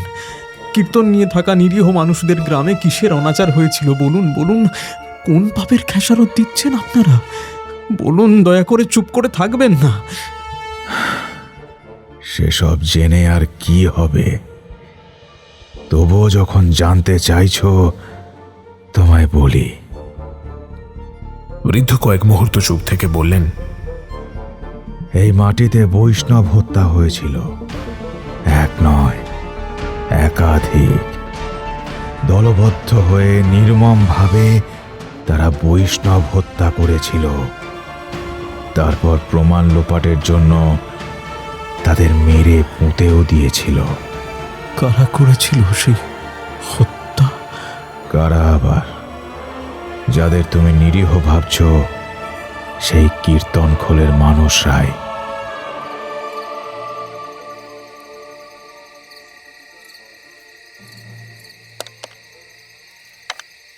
অন্ধকারের মধ্যে কোনো রকমে হাতে ধরা মোবাইলের সুইচটা টিপল মাধুরী। না, এখনো মোবাইলের নেটওয়ার্ক নেই। ঘড়িতে সময় বলছে রাত্রি 2:10। টিকে থাকতে গেলে আরো প্রায় 4 ঘন্টা এভাবেই লুকিয়ে বসে থাকতে হবে। পারবে সে, যে করেই হোক তাকে পারতেই হবে। মাধুরী মোবাইলের আলোটা কোনো রকমে চারপাশে ঘুরিয়ে দেখতে গিয়ে কাছ থেকেই একটা ধমক শুনতে পেল। কি করছিস? আলো বন্ধ কর। যদুর গলা। মাধুরী যখন পাগলের মতো এখানে ওখানে ছুটছিল, ঠিক তখনই যদু কোনো রকমে তার হাত ধরে এখানে এনে লুকিয়ে রেখেছে। তাও প্রায় আধ ঘন্টা হয়ে গিয়েছে। তখন ধরে তারা এখানেই বসে রয়েছে। মাঝে মধ্যেই থেকে থেকে খোল খঞ্জনিতে বোল উঠছে হারমোনিয়ামের। বেজে উঠছে সেই ভয়ঙ্কর কীর্তনের সুর। কিন্তু এই দিকটায় তেমন হচ্ছে না। এটাই বাঁচোয়া, এটাই তাদের একমাত্র বাঁচার লক্ষণ। না, মানে দেখছিলাম কোথায় রয়েছি। মাধুরী ফিস ফিস করে কথাটা বলে উঠতেই যদু আবারও চিৎকার করলো। কি করবি দেখে? গন্ধ শুকে বুঝতে পারছিস না? আছি কারোর গোয়াল ঘরে। কথাটা বলেই চুপ করে গেল যদু। তারপর গলা নরম করে বলল, আলো জ্বালালে ওরা যদি টের পেয়ে যায়, তাই নিষেধ করছি মাধু। অন্ধকারের মধ্যেও মাধুরী বুঝতে পারল যদু দাদার গলাটা কেঁপে কেঁপে উঠছে। তার নিজেরও কি কম কষ্ট হচ্ছে? কে কে বেঁচে আছে বলে তোমার মনে হয়? জানি না, হয়তো কেউই নয়। রেখা, হেমা তো চোখের সামনে, তারপর গুরুমা। অন্ধকারেই মোহন ঘরের দিকে ছুটেছিল। তার অবস্থা কি কে জানে। রইল বাকি কান্তদা আর বুড়ো। কে জানে কপাল ভালো থাকলে বাঁচবে। আমি বাড়ি ফিরতে চাই যদুদা, আমি বাড়ি ফিরতে চাই, আমি এভাবে মরতে চাই না। আরে আমিও তাই চাই রে। গুরুমা হেমা যেভাবে মরল। কথাটা শেষ হলো না, তার আগেই দরজার বাইরে কার যেন একটা পায়ের শব্দ। আঁতকে উঠে থমকে গেল মাধুরী। কে আছে ভেতরে? মাধুরী? মোহনদার গলা না? মোহন বেঁচে আছে? মাধুরী যদু কেউই কোনো উত্তর দিল না, দম আটকে চুপ করে বসে রইল। মাধুরী, তুই ভিতরে? এবারে যদু ফিসফিস করে উত্তর দিল, মোহন না কি রে? আর সাথে সাথেই দরজায় একটা ছায়ামূর্তি দেখা দিতেই মাধুরী মোবাইলের আলোটা সেই ছায়ামূর্তির গায়ে ফেলল। হ্যাঁ, মোহনই তো। কিন্তু এই কি অবস্থা হয়েছে তার? তার সারা শরীরে রক্তের ছোপ। মাধুরীর গলা দিয়ে কোনো আওয়াজ বের হচ্ছে না। কি অবস্থা হয়েছে তোমার? হ্যাঁ, আরে বুড়োর বোনের ঘরে চৌকির তলায় লুকিয়েছিলাম। জিনিসটা হেমার রূপ ধরে প্রায় ধরেই ফেলেছিল আমায়। ওই অবস্থায় কিভাবে যে পালিয়েছি আমি, তা আমিই জানি। এখানে কি করছিস? বেরিয়ে আয়, বেরিয়ে আয়। কান্তদা কোথায় কিছু জানো? মোহন অন্ধকারেই মাথা নাড়ালো। না। কি করতে বেরোবো? বেরোলেই তো ওদের হাতে ধরা পড়ে যাব। বড় উল্টোটা। এক জায়গায় বেশিক্ষণ থাকলে ওরা ঠিক বুঝে যায়, তখন একটু একটু করে চারপাশ থেকে ঘিরে ধরে। আমাদের জঙ্গলের দিকে পালাতে হবে। চলে, দেরি করিস না, চলে। মাধুরী আর যদু অন্ধকারে উঠে দাঁড়ালো। তারপর মোহনের পিছু পিছু বেরিয়ে এলো গোয়াল ঘরের আড়াল থেকে। অন্ধকারের ভিতর কোনো রকমে ওরা মোহনের পিছু নিল। অন্ধকার এখন অনেকটাই চোখ সওয়া হয়ে গিয়েছে। সামনের জিনিসটা মোটামুটি আন্দাজ করা যাচ্ছে। মাধুরীর মাথার মধ্যে নানান রকমের চিন্তার জট। কিভাবে পালাবে সে, কি করে বাঁচবে? এখান থেকে পালাতে পারলে এই সমস্ত কিছু ছেড়ে দেবে সে। এসবই ভাবতে ভাবতে এগোচ্ছিল সে। ঠিক এমন সময় সে দেখতে পেল মোহন তার সামনে থমকে দাঁড়িয়ে পড়েছে। কি হলো মোহনদা, দাঁড়িয়ে পড়লে যে? কথাটা শেষ হওয়ার আগেই মাধুরীর ষষ্ঠ ইন্দ্রিয় জানান দিল খারাপ কিছু একটা ঘটে গিয়েছে। হাতে ধরা মোবাইলের আলোটা কোনো রকমে জ্বালিয়ে সামনের দিকে নিক্ষেপ করতেই সে টের পেল একটা হিমশীতল অনুভূতি তার পেটের ভিতরটা একটু একটু করে খালি করে দিচ্ছে। এই মুহূর্তে একটা বাড়ির উঠোনে সে দাঁড়িয়ে, আর তাকে চারিপাশ থেকে ঘিরে দাঁড়িয়ে আছে সেই ভয়ঙ্কর স্কন্ধ কাটার দল। এ কোথায় নিয়ে এলো তাকে তার মোহনদা? মোহনদা, মোহনদা, এবার কি হবে? কথাটা ভাবতে ভাবতেই যেই মোহনের দিকে তাকালো সে, তার মনে হলো চারপাশের অন্ধকারটা কেমন একটু একটু করে গাঢ় হয়ে তার বুকের উপরে চেপে বসছে যেন। মোহনের শরীরটা একটু একটু করে লম্বা হচ্ছে, আর তার মাথাটা ধীরে ধীরে দুই কাঁধের ভেতরে ঢুকে যাচ্ছে যেন। এই মোহনদা নয়, ঠিক হেমা যেমন বদলে গিয়েছিল মোহনদাও তেমন করে বদলে যাচ্ছে। না, পালাতে হবে এখান থেকে যে করেই হোক পালাতে হবে। মাধুরী চিৎকার করে উঠল, যদুদা, যদুদা, পালাও, পালাও শিগগিরি, পালাও। কথাটা বলতে বলতে যেই পিছনে ঘুরেছে মাধুরী, অমনি যদুর দুটো হাত চেপে ধরল মাধুরীর গলা। হাত থেকে ছিটকে পড়ল তার মোবাইলটা। আলোটা দপদপ করে নিভে যাওয়ার আগে মাধুরী দেখতে পেল যদুর শরীরটাও কেমন যেন বদলে যাচ্ছে একটু একটু করে। তার মাথাটাও ধীরে ধীরে বিলুপ্ত হচ্ছে, আর পেটটা বড় হয়ে সেখানে ধীরে ধীরে ফুটে উঠছে একটা বিরাট বড় হাঁ।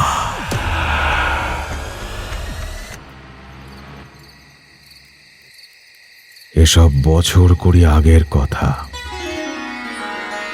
যখন কীর্তন খোলায় সুবর্ণ সময় চলছিল। ঘটনাটা তখনই ঘটেছিল। কীর্তন খোলায় তখন কত রকম লোকের আনাগোনা।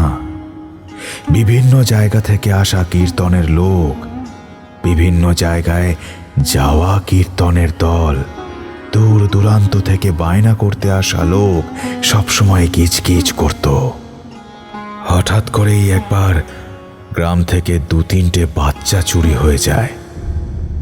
সাথে সাথে গুজব রটে যায় এইসব কীর্তনিয়ার ছদ্মবেশে নাকি কাপালিক তান্ত্রিকেরা গ্রামে গ্রামে বাচ্চা চুরি করছে, তাদের বলি দিচ্ছে গুপ্ত শক্তি সঞ্চয়ের জন্য। তারপর প্রমাণ লোপাটের জন্য সেই সকল বাচ্চাদের লাশ তারা মাটিতে পুঁতে দিচ্ছে। হয়তো হয়তো সত্যিই এরকম কিছু হয়েছিল, কিন্তু এর ফল অন্যদের ভুগতে হয়েছিল। 5 জনের একটি নতুন দল বহু দূর থেকে এই কীর্তন খোলায় কীর্তন গাইতে আসে। আর ঠিক সেই দিনই গ্রামের প্রভাবশালী এক পরিবারের 2টো যমজ ছেলে মেয়ে একসাথে নিখোঁজ হয়ে যায়। সন্দেহ গিয়ে পড়ে নতুন দলটির দিকে। সঙ্গে সঙ্গে খানা তল্লাশি শুরু হয়। আশ্চর্যভাবে একজনের ব্যাগ থেকে একটা ছোট্ট পুতুল পাওয়া যায়, আর একজনের ব্যাগ থেকে পাওয়া যায় শুকনো জবার মালা আর লাল কাপড়ের টুকরো। সেই সময় হরিনাম সংকীর্তনে শাক্তদের খুব একটা খুঁজে পাওয়া যেত না। ছোট পুতুলটি শনাক্ত করে বাচ্চাটির মা, কিন্তু ওরা জানায় এই পুতুল নাকি কুড়িয়ে পাওয়া। সুবিমলবাবু বিস্তারিতভাবে বলতে লাগলেন অতীতের সেই কালো অধ্যায়। কান্ত অন্ধকারের মধ্যেই চুপ করে বসে রইল। সবটা শুনে সে পাথরের মতো হয়ে গিয়েছে যেন। ক্রোধে মানুষ এতখানি নৃশংস হতে পারে তার আগে জানা ছিল না। 5 জন নির্দোষ বৈষ্ণবকে হত্যা সে ভাবতেই পারে না, তার মধ্যে আবার 2 জন নারী। হ্যাঁ, কিন্তু ওই লোকটি কে, আর সে কি করলো ওদের মৃতদেহ নিয়ে? গ্রামে তখন সত্যিই এক ছদ্মবেশী কাপালিক ছিল। সে আড়াল থেকে সবটা নজরে রেখেছিল। 5 জন নিরাপরাধ মানুষকে পিটিয়ে তাদের মুন্ড ছিন্ন করে হত্যা, এমন দেহই তো গুপ্ত সাধনার কাজে প্রয়োজন। এই লোভ সে ছাড়তে পারবে কেন? গ্রামের লোকের পিছু নিয়ে সে সেই রাত্রেই ওই জায়গায় পৌঁছে যায়। তারপর ওরা চলে গেলে আড়াল থেকে বেরিয়ে এসে শুরু করলো নিজের উপাচার। পিশাচ চক্রায় বিঘ্ননাশরায় রুধিরোপানমত্তায় হরনায় নমঃ। 5খানা মুন্ড সে বেঁধে এসেছিল ওই পাকুড় গাছেরই মগডালে, আর মুন্ডবিহীন দেহগুলো অশুদ্ধ করে সে তাদের পরিণত করে 5 জন ভয়ঙ্কর স্কন্ধ কাটায়। উদ্দেশ্য একটাই, এদের শক্তিকে কাজে লাগিয়ে নিজের অপশক্তিকে বৃদ্ধি করা। কিন্তু সেই ভয়ঙ্কর স্কন্ধ কাটাদের নিয়ন্ত্রণ করা সেই কাপালিকের পক্ষেও সম্ভব ছিল না। বদলে প্রাণ দিতে হয়েছিল তাকে। পরের দিন সকালে জায়গার সরজমিন করতে গিয়ে সকলে ভয়ে থমকে যায়। পুরো পাকুড় গাছ তখন শুকিয়ে কাঠ হয়ে গিয়েছে 1 রাত্রের মধ্যেই। আর শুধু তাই নয়, সেই গাছের গোড়ায় খোঁড়া মাটির উপর আবিষ্কৃত হয় 6খানা মুন্ডহীন দেহ। তারপর খোঁজ খোঁজ খোঁজ, কিন্তু না, তাদের মুন্ড কোথাও মেলে না। বাধ্য হয়ে সেই 6টি দেহ চুপি চুপি পিঙ্গলা নদীর পাড়ে পুড়িয়ে দেওয়া হয়। কিন্তু ততক্ষণে তো যা হওয়ার হয়ে গিয়েছে। 6টি দেহ ততক্ষণে পরিণত হয়েছিল ভয়ঙ্কর 6 স্কন্ধ কাটায়। ব্যাস, সেই শুরু। তারপর থেকেই কীর্তন খোলায় শুরু হয় এই মারণ তাণ্ডব। সেই শুরু, যার শেষ এখনো হয়নি। আর আপনার ওই দরজার বাইরে লাগানো ঘুঁটে আর কড়ি, সেসব দেখে মনে হয় কোনো তান্ত্রিক উপাচার। আমার বোনটার জন্য আমার গাঁ ছেড়ে পালাবার কোনো উপায় ছিল না, কিন্তু বাঁচতে তো হবে। আমি এক সিদ্ধ সাধুর সাথে যোগাযোগ করি। তার বিধানেই ওই জিনিস বাড়ির চৌকাঠে টাঙানো ছিল। ওই জিনিস যতক্ষণ দরজায় থাকবে ততক্ষণ কোনো অপশক্তি ঘরে ঢুকবে না। তিনিই বিধান দিয়েছিলেন সূর্যাস্তের পরে দরজা না খুলতে। তিনিই বলেছিলেন সূর্যাস্তের পর কখনোই কীর্তন গাওয়া চলবে না। কীর্তন থেকেই তাদের এই পরিণতি। তাই কীর্তন তাদের জন্য একটা খোলা আমন্ত্রণ। এতদিন সেই বিধানই মেনে চলছিলাম।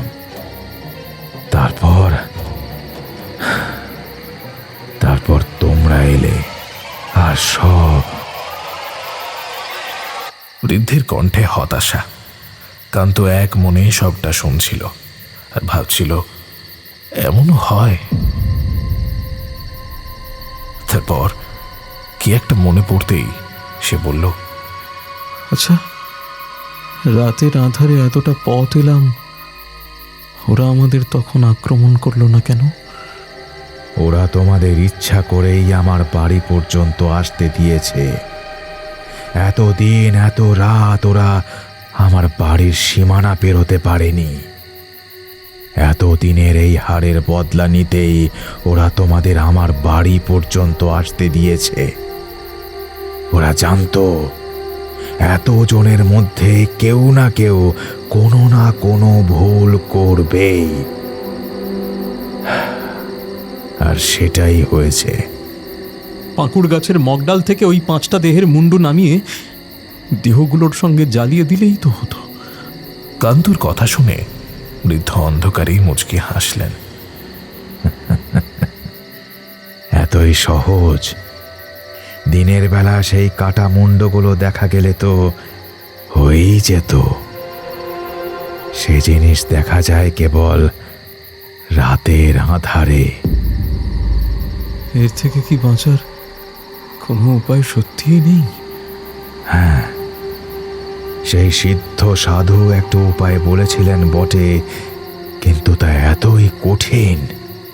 কি উপায় আমায় বলুন। কি করবে জেনে? পারবে না, কেউই পারবে না। মৃত্যুই আমাদের একমাত্র মুক্তি। আপনার কি মনে হয় যাদের ওরা মারছে বা যারা স্কন্দ কাটায় পরিণত হচ্ছে তারা মুক্তি পাচ্ছে? না না না না, তারা কেউই মুক্তি পাচ্ছে না, কেউই মুক্তি পাবে না। আমি যা বুঝছি, এই অপশক্তির বিনাশ না করে কারো মুক্তি নেই।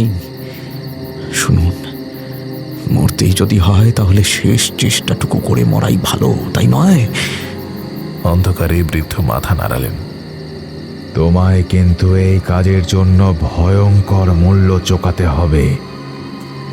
তুমি কি রাজি? হ্যাঁ, রাজি। সুবিমল বাবুর পেছন পেছন যেভাবে এগোচ্ছে কান্ত, সেটাকে জোরে হাঁটার থেকে ছোটা বলাই ভালো। দুজনে জঙ্গলের সর্গী পথ ধরে এগোচ্ছে। সামনে যতই এগোচ্ছে জঙ্গল ততই ঘন হচ্ছে, আর ততই অন্ধকার চেপে বসছে ওদের। কিন্তু তারপরেও আলো জ্বালানোর কোনো উপায় নেই, কারণ আলো জ্বালালেই তারা টের পেয়ে যাবে। তোমায় বলে দিয়েছি তোমায় কি করতে হবে। আমি জানি না সেখানে এই মুহূর্তে কি অপেক্ষা করছে। দিনের বেলাতেই আমি কখনো সেখানে যাইনি, আর রাতের বেলা তো সেখানে যাওয়ার প্রশ্নই ওঠে না। আমি তো মরার জন্যই প্রস্তুত ছিলাম। তোমার জেদ আমায় সাহস জোগালো। সামনের জঙ্গল আরো ঘন, আগাছা ছোট গাছ প্রায় কোমর পর্যন্ত উঠে এসেছে। কান্তর ভয় হচ্ছে অন্য জায়গায়, স্কন্ধ কাটার হাতে মরার আগে যদি যদি বিষধর সাপের ছোবলে মারা যায় তাহলে। বৃদ্ধ যেন কান্তর মনের কথা টের পেয়ে গেলেন, বললেন, ভয় পেও না, এই জঙ্গলে কোনো পশু পাখি সরীসৃপ রাতের বেলা থাকে না। এ আরেক নিধিবন। আরো কিছুটা সামনে এগিয়ে থমকে দাঁড়ালো সে। এই দুটো গাছের পরে জমিটা ঢাল হয়ে খানিকটা উঁচু হয়ে রয়েছে। সেই উঁচু জমির ঠিক মাঝেই রয়েছে সেই অভিশপ্ত পাকুড় গাছ।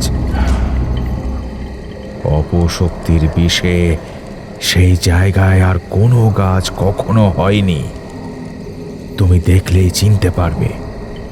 তোমার কাজ হবে গাছের মগডালে উঠে সেই 5খানা মাথা নামিয়ে আনা, তারপর সেই মাথাগুলোর অগ্নি সৎকার করা।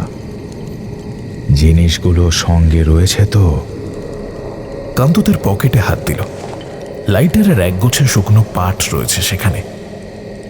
মাথায় রাখবে, মাথাগুলো স্পর্শ করা মাত্রই তারা বুঝে যাবে তুমি এখানে এসেছো। তখন তোমার কাজ হবে যত দ্রুত সম্ভব নিচে নেমে এসে জিনিসগুলোয় অগ্নি সৎকার করে দেওয়া। আপনাকে উপর থেকে জিনিসগুলো ছুঁড়ে দিলে আপনি সেগুলো কুড়িয়ে সৎকার করতে পারবেন না? না না, সেটা সম্ভব নয়। যে জিনিসগুলোকে পারবে তাকেই সৎকার করতে হবে, সেটাই বিধি। তবে চিন্তা করো না, আমি নিচেই থাকব। তবে যা করার তোমাকেই করতে হবে। নাও, দেরি করো না, এগিয়ে যাও। কান্ত একটা জোরে শ্বাস নিয়ে ঢালু জমি দিয়ে সামনের দিকে উঠে এলো। একদম মাথার উপরে উঠে এসেই থমকে দাঁড়ালো সে। ফাঁকা জমির মাঝে হঠাৎ করে মাথা তুলে দাঁড়িয়েছে একটা কালো পাহাড়। কান্ত দেরি না করে এতক্ষণ নিভিয়ে আনা হ্যারিকেনটা জ্বালাতেই সামনের দৃশ্য চোখের সামনে ফুটে উঠল তার। আর সেই দৃশ্য দেখা মাত্রই কান্তর বুকের ভেতরটা ভয়ে শুকিয়ে গেল যেন। একটা শুকনো গাছ, আর পুরো গাছ জুড়ে ঝুলন্ত মানুষের মাথা। হ্যাঁ, প্রত্যেকটা শুকনো কাণ্ড থেকে থরে থরে ঝুলছে মানুষের মাথা। যুবক, যুবতী, নারী, পুরুষ, বাচ্চা, বুড়ো, সকলের মাথা। কে বাদ রয়েছে সেখানে? ঠিক তখনই হ্যারিকেনের আলোয় তার চোখ আটকে গেল। সামনের একটা গাছের ডালে 6টা মাথা ঝুলছে সেই ডালে। কিন্তু এই মাথাগুলো, এই মুখগুলো তার ভীষণ চেনা। গুরুমা, হেমা, যদু, মোহন আর মাধুরী। ঈশ্বর, যদু, মোহন, মাধুরী, ওরা কেউই বেঁচে রইল না। কান্ত টের পাচ্ছে শরীরটা ভারী হয়ে উঠছে তার। পা দুটো আর শরীরের ভার রাখতে পারছে না। তার নিজের দল, তার নিজের সঙ্গীরা আর কেউই বেঁচে নেই। সবাইকে এরা শেষ করে দিয়েছে। তাহলে সে আর বেঁচে কি করবে?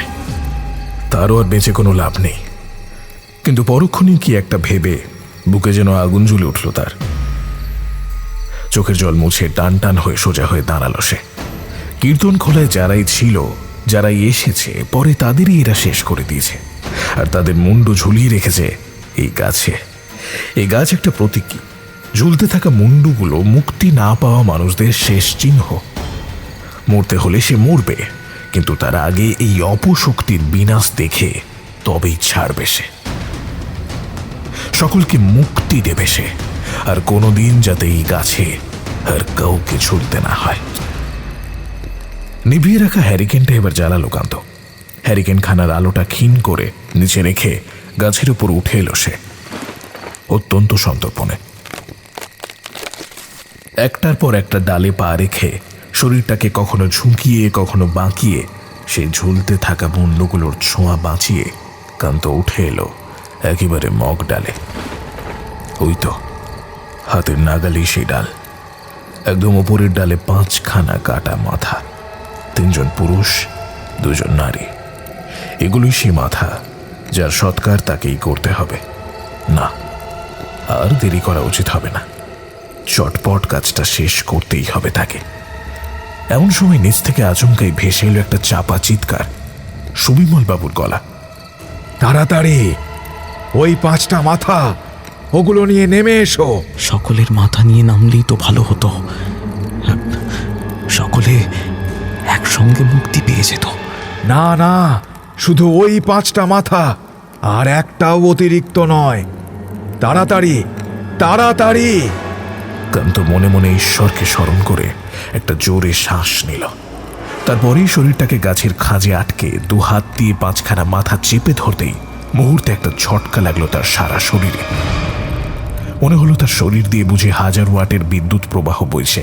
সারা শরীর কাঁপছে থরথর করে, চোখের তারা উল্টে যাচ্ছে, যেন কোনো ঘোরের মধ্যে চলে গিয়েছে সে।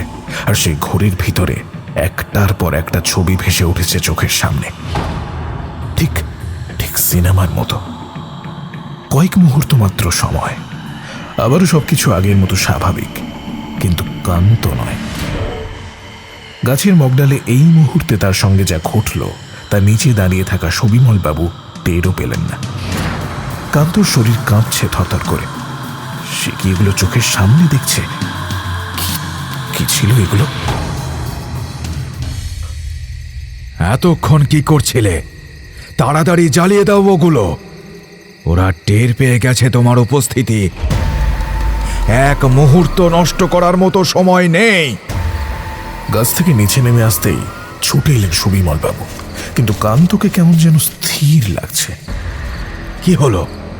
কি হলো? তাড়াতাড়ি করো। কান্ত মাথাগুলো একপাশে নামিয়ে রেখে পকেট থেকে শুকনো পাট আর দেশলাইটা বের করল। ওদিকে সুবিমল বাবু কতগুলো শুকনো ডাল আর পাতা আগেই জোগাড় করে একপাশে ডাই করে রেখেছেন। ওই ঘরে আপনি তখন বললেন দিনের বেলা নাকি মুন্ডু কোথায় থাকে তা জানা যায় না। তাহলে গাছের মগডালে কাপালিক যে 5খানা মুন্ডু বেঁধে রেখেছিল সেটা আপনি কি করে জানলেন? কান্তর এই হঠাৎ প্রশ্নে থমকে গেলেন সুবিমল বাবু। কি বলবেন যেন ভেবে পেলেন না। কান্ত আবারও প্রশ্ন করল, দিনের বেলা যদি এসব কিছুই দেখা না যায় তাহলে কাপালিক মুন্ডুগুলো নিয়ে কি করেছিল তা একমাত্র কাপালিকেরই জানার কথা। কারণ সে যখন কাজটা করেছিল তখন সে একাই ছিল, আর সেই রাতেই সে মারা গেছিল। আপনি কি করে জানলেন সেসব কথা? সুবিমল বাবু এবারেও চুপ, ওকে যেন উত্তর জোগাচ্ছে না তার। কান্ত অস্বাভাবিক শান্ত কণ্ঠে বলতে লাগলো, আমি বলছি সেই দিন কীর্তন খোলায় যে নতুন দল এসেছিল কীর্তন করতে, সেই দলের সদস্য 5 জন ছিল না, তারা 6 জন ছিল। 5 জন সামনে ছিল আর 1 জন নেপথ্যে। আর ওই 5 জন কোনো নিরীহ কীর্তনিয়াদের দল ছিল না, তারা ছিল সত্যি সত্যি ছদ্মবেশী ভয়ঙ্কর কাপালিক। গ্রামে গ্রামে বাচ্চা চুরি করে তাদের বলি দিয়ে মাটিতে পুঁতে রাখত তারা। গ্রামবাসীদের সন্দেহ মিথ্যে ছিল না, তারা সন্দেহে পিটিয়ে মারে সেই 5 জনকে। শুধু মারে না, মেরে পুঁতে দেয় ঠিক এই পাঁকুর গাছের নিচে। বেঁচে যায় নেপথ্যে থাকা সেই কাপালিক। কিন্তু কথায় বলে কাপালিকের কেউই আপন নয়। আপন দলের সদস্যদের এই পরিণতিতে খুশি হয় সে।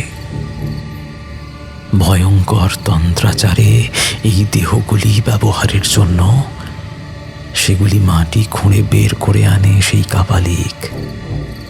কাটা মুন্ডু মূল দেহ থেকে সরিয়ে রেখে পরিণত করে তাদের আসুরিক শক্তিতে, ভয়ঙ্কর স্কন্ধ কাটায়। কিন্তু এই ভয়ঙ্করেরা এতই শক্তিশালী যে তাদের নিয়ন্ত্রণ করা সহজ ছিল না। তারপরেই শুরু হয় তাণ্ডব।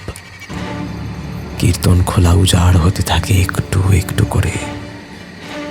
কিন্তু সবচেয়ে বড় বিপদ হয় ওই কাপালিকের। নিজেরই দলের মানুষের এমন ভয়ঙ্কর পরিণতি করার জন্য সেই 5 স্কন্ধকাটাও হয়ে ওঠে কাপালিকের রক্তপিপাসু। এদিকে এদের স্কন্ধকাটায় পরিণত করার উপাচারে কাপালিকের সকল অতি শক্তি বিনষ্ট হয়ে গিয়েছিল। কাপালিক ভয় পেয়ে প্রাণ নিয়ে পালিয়ে যায়। কিন্তু পালাবে কোথায়? উপাচারের দরুন সে এই মাটির সঙ্গে বাঁধা পড়ে গেছিল। অবশ্য না পালাতে পারার আর একটা কারণও আছে, সেটা হলো লোভ। কাপালিক ভেবেছিল ভয়ঙ্কর সকল গুপ্তবিদ্যা রপ্ত করবে স্কন্ধকাটার আসরিক শক্তির ওপর ভর করে, আর সেই কারণেই তার সকল শক্তি সে বিনষ্ট করেছিল ওই উপাচারে। কিন্তু এখন তার আম ছালা দুই গেল। না পেল গুপ্ত শক্তি, আর না রইল তার নিজের শক্তি। কাপালিক ভেবেছিল আগামীতে কোনো না কোনো দিন সে সুযোগ বুঝে ওই 5 জন স্কন্ধকাটাকে শেষ করে বাকিদের উপরে নিয়ন্ত্রণ নেবেই। কথা বলতে বলতেই দ্রুত হাতে পাট, শুকনো ডাল, পাতা সব পাকুর গাছের গোড়ায় ডাই করে সাজিয়ে নিতে লাগলো কান্ত। বলে চলল, বাধ্য হয় সেই কাপালিক এক ছদ্মবেশ নিতে। কীর্তন খোলায় তখন ভয়ঙ্কর সময়। একজন মানুষ একটা বাড়িতে নতুন থাকতে শুরু করলে কি কি প্রশ্নের সম্মুখীন হতে পারে সেসব নিয়ে ভাবাটা কাপালিকের কাছে তখন বিলাসিতা। তখন তার প্রয়োজন ছিল এমন একটি বাড়ি যেখানে স্কন্ধকাটারা খুব একটা বেশি আগ্রহ পাবে না। স্কন্ধকাটার একটি বিশেষ স্বভাব হলো খুব আক্রোশ না থাকলে অসুস্থ মানুষকে এড়িয়ে যাওয়া। আর এই সুযোগকে কাজে লাগিয়েই কাপালিক হত্যা করল সুবিমল বাবুকে। তারপর তার বাড়িতেই খুব নিপুণ পরিকল্পনায় ধীরে ধীরে ঝাঁকিয়ে বসল, আর তাকে হত্যা করা হলো তার প্রতিবন্ধী বোনের ঠিক চোখের সামনে। কি ঠিক বলছি তো কাপালিক মশাই? হ্যারিকেনের আলোয় সুবিমল বাবু ওরফে কাপালিকের মুখটা কেমন যেন হিংস্র সাপদের মতো দেখাচ্ছিল। তার বোনের অসুস্থতা আপনার জন্য রক্ষা কবচ হলো। এত কিছুর পরেও কেউ কেউ জিজ্ঞাসা করেছিল, সুবিমল বাবু কই? আপনি কে?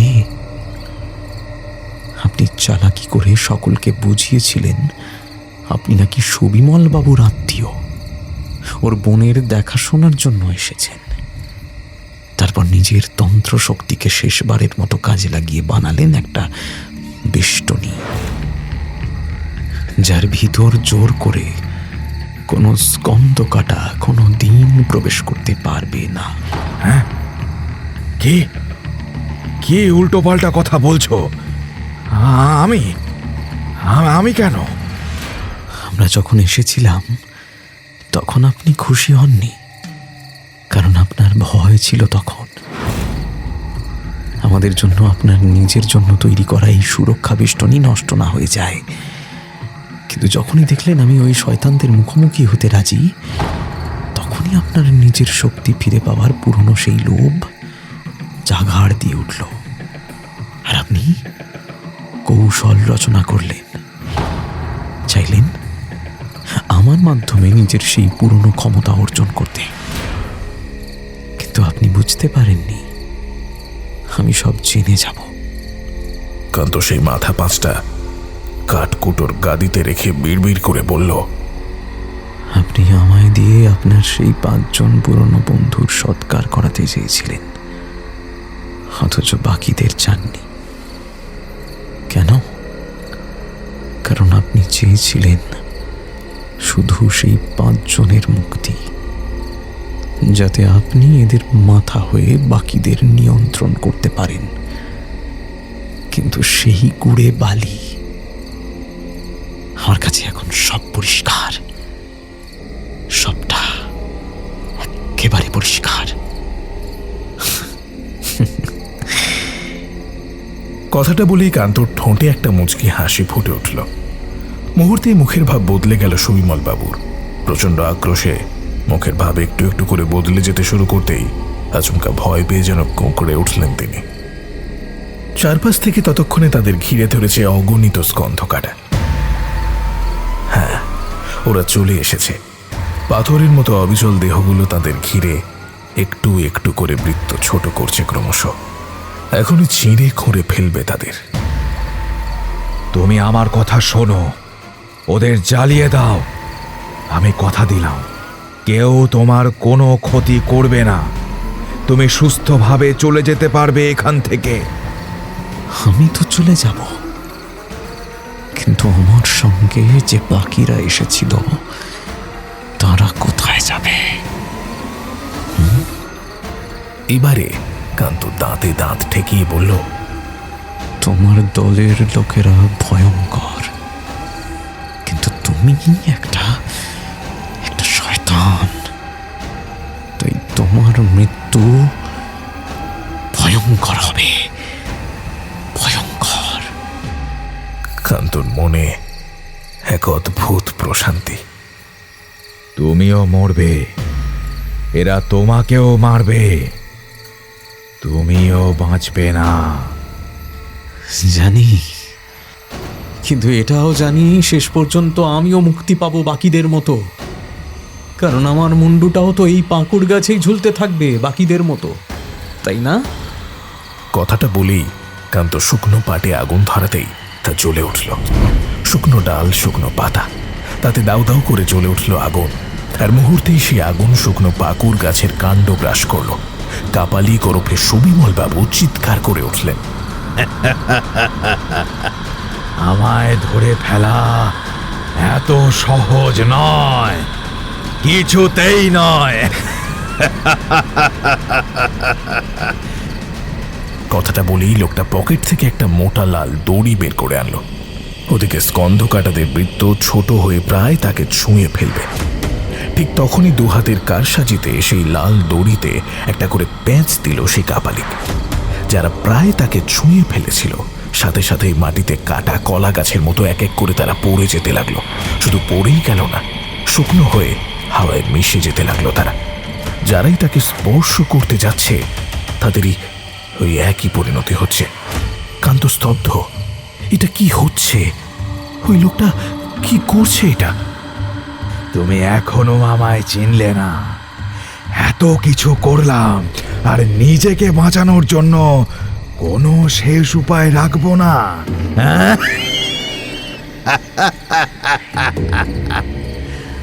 তন্ত্র শাখায় একে বলে শরীর বন্ধন। আমার 2 হাত যতক্ষণ অক্ষত থাকবে, এরা আমায় কখনোই সামনে থেকে ছুঁতে পারবে না। আমার অবশিষ্ট বিদ্যাটুকু আমি এই দিনের জন্যই বাঁচিয়ে রেখে।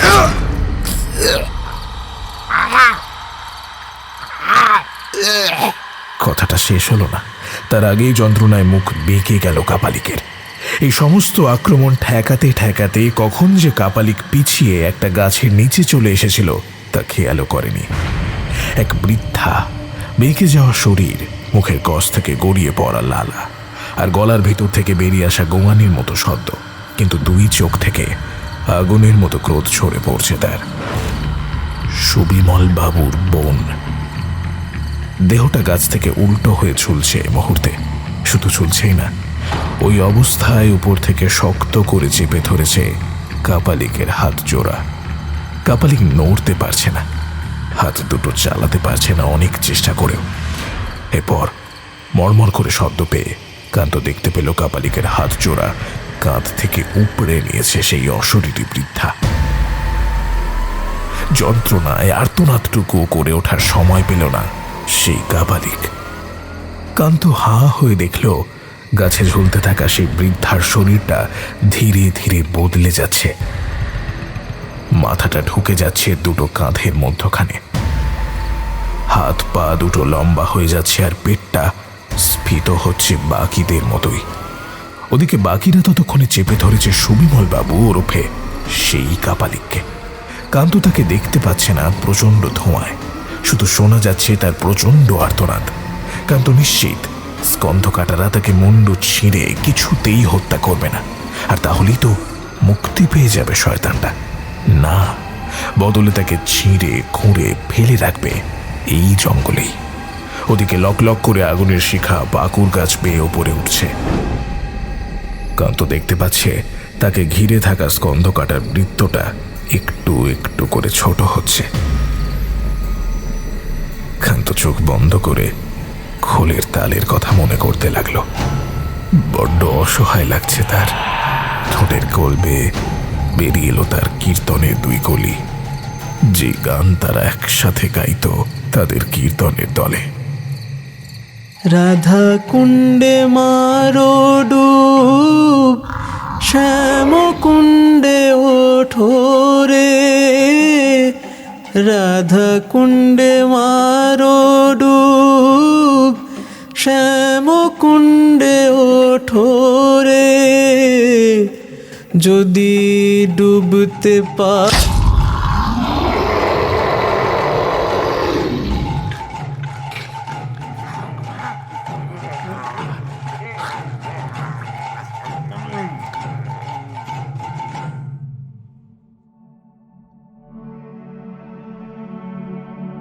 শুনলেন অঙ্কুর বরের কন্ধ কাটা। গল্প পাঠিয়েছিল কুন্তল, অভিনয়ে কৌশিক, শ্রেয়া, মৈত্রী, প্রদীপ্তা, ইন্দ্রনীল, দেবাশিস, সৌরভ, বর্ণালী এবং সুযাত্র। গল্পের স্ক্রিপ্ট ও অডিও রূপান্তর সহেলি। সাউন্ড ডিজাইনে সায়ন, ভিডিও ডিজাইনে দীপক, প্রচ্ছদে শুভদীপ এবং গল্পের সূত্রধর আমি শান্তম। সমগ্র পরিচালনায় কুন্তল, প্রযোজনায় বিভা ক্যাফে। আজকের গল্পটি আপনাদের কেমন লেগেছে আমাদের জানাতে ভুলবেন না কমেন্টে। আগামী শুক্রবার আমরা আবারও আসছি নতুন গল্প নিয়ে। শুনতে থাকুন বিভা ক্যাফে, গল্প শোনার সঠিক ঠিকানা।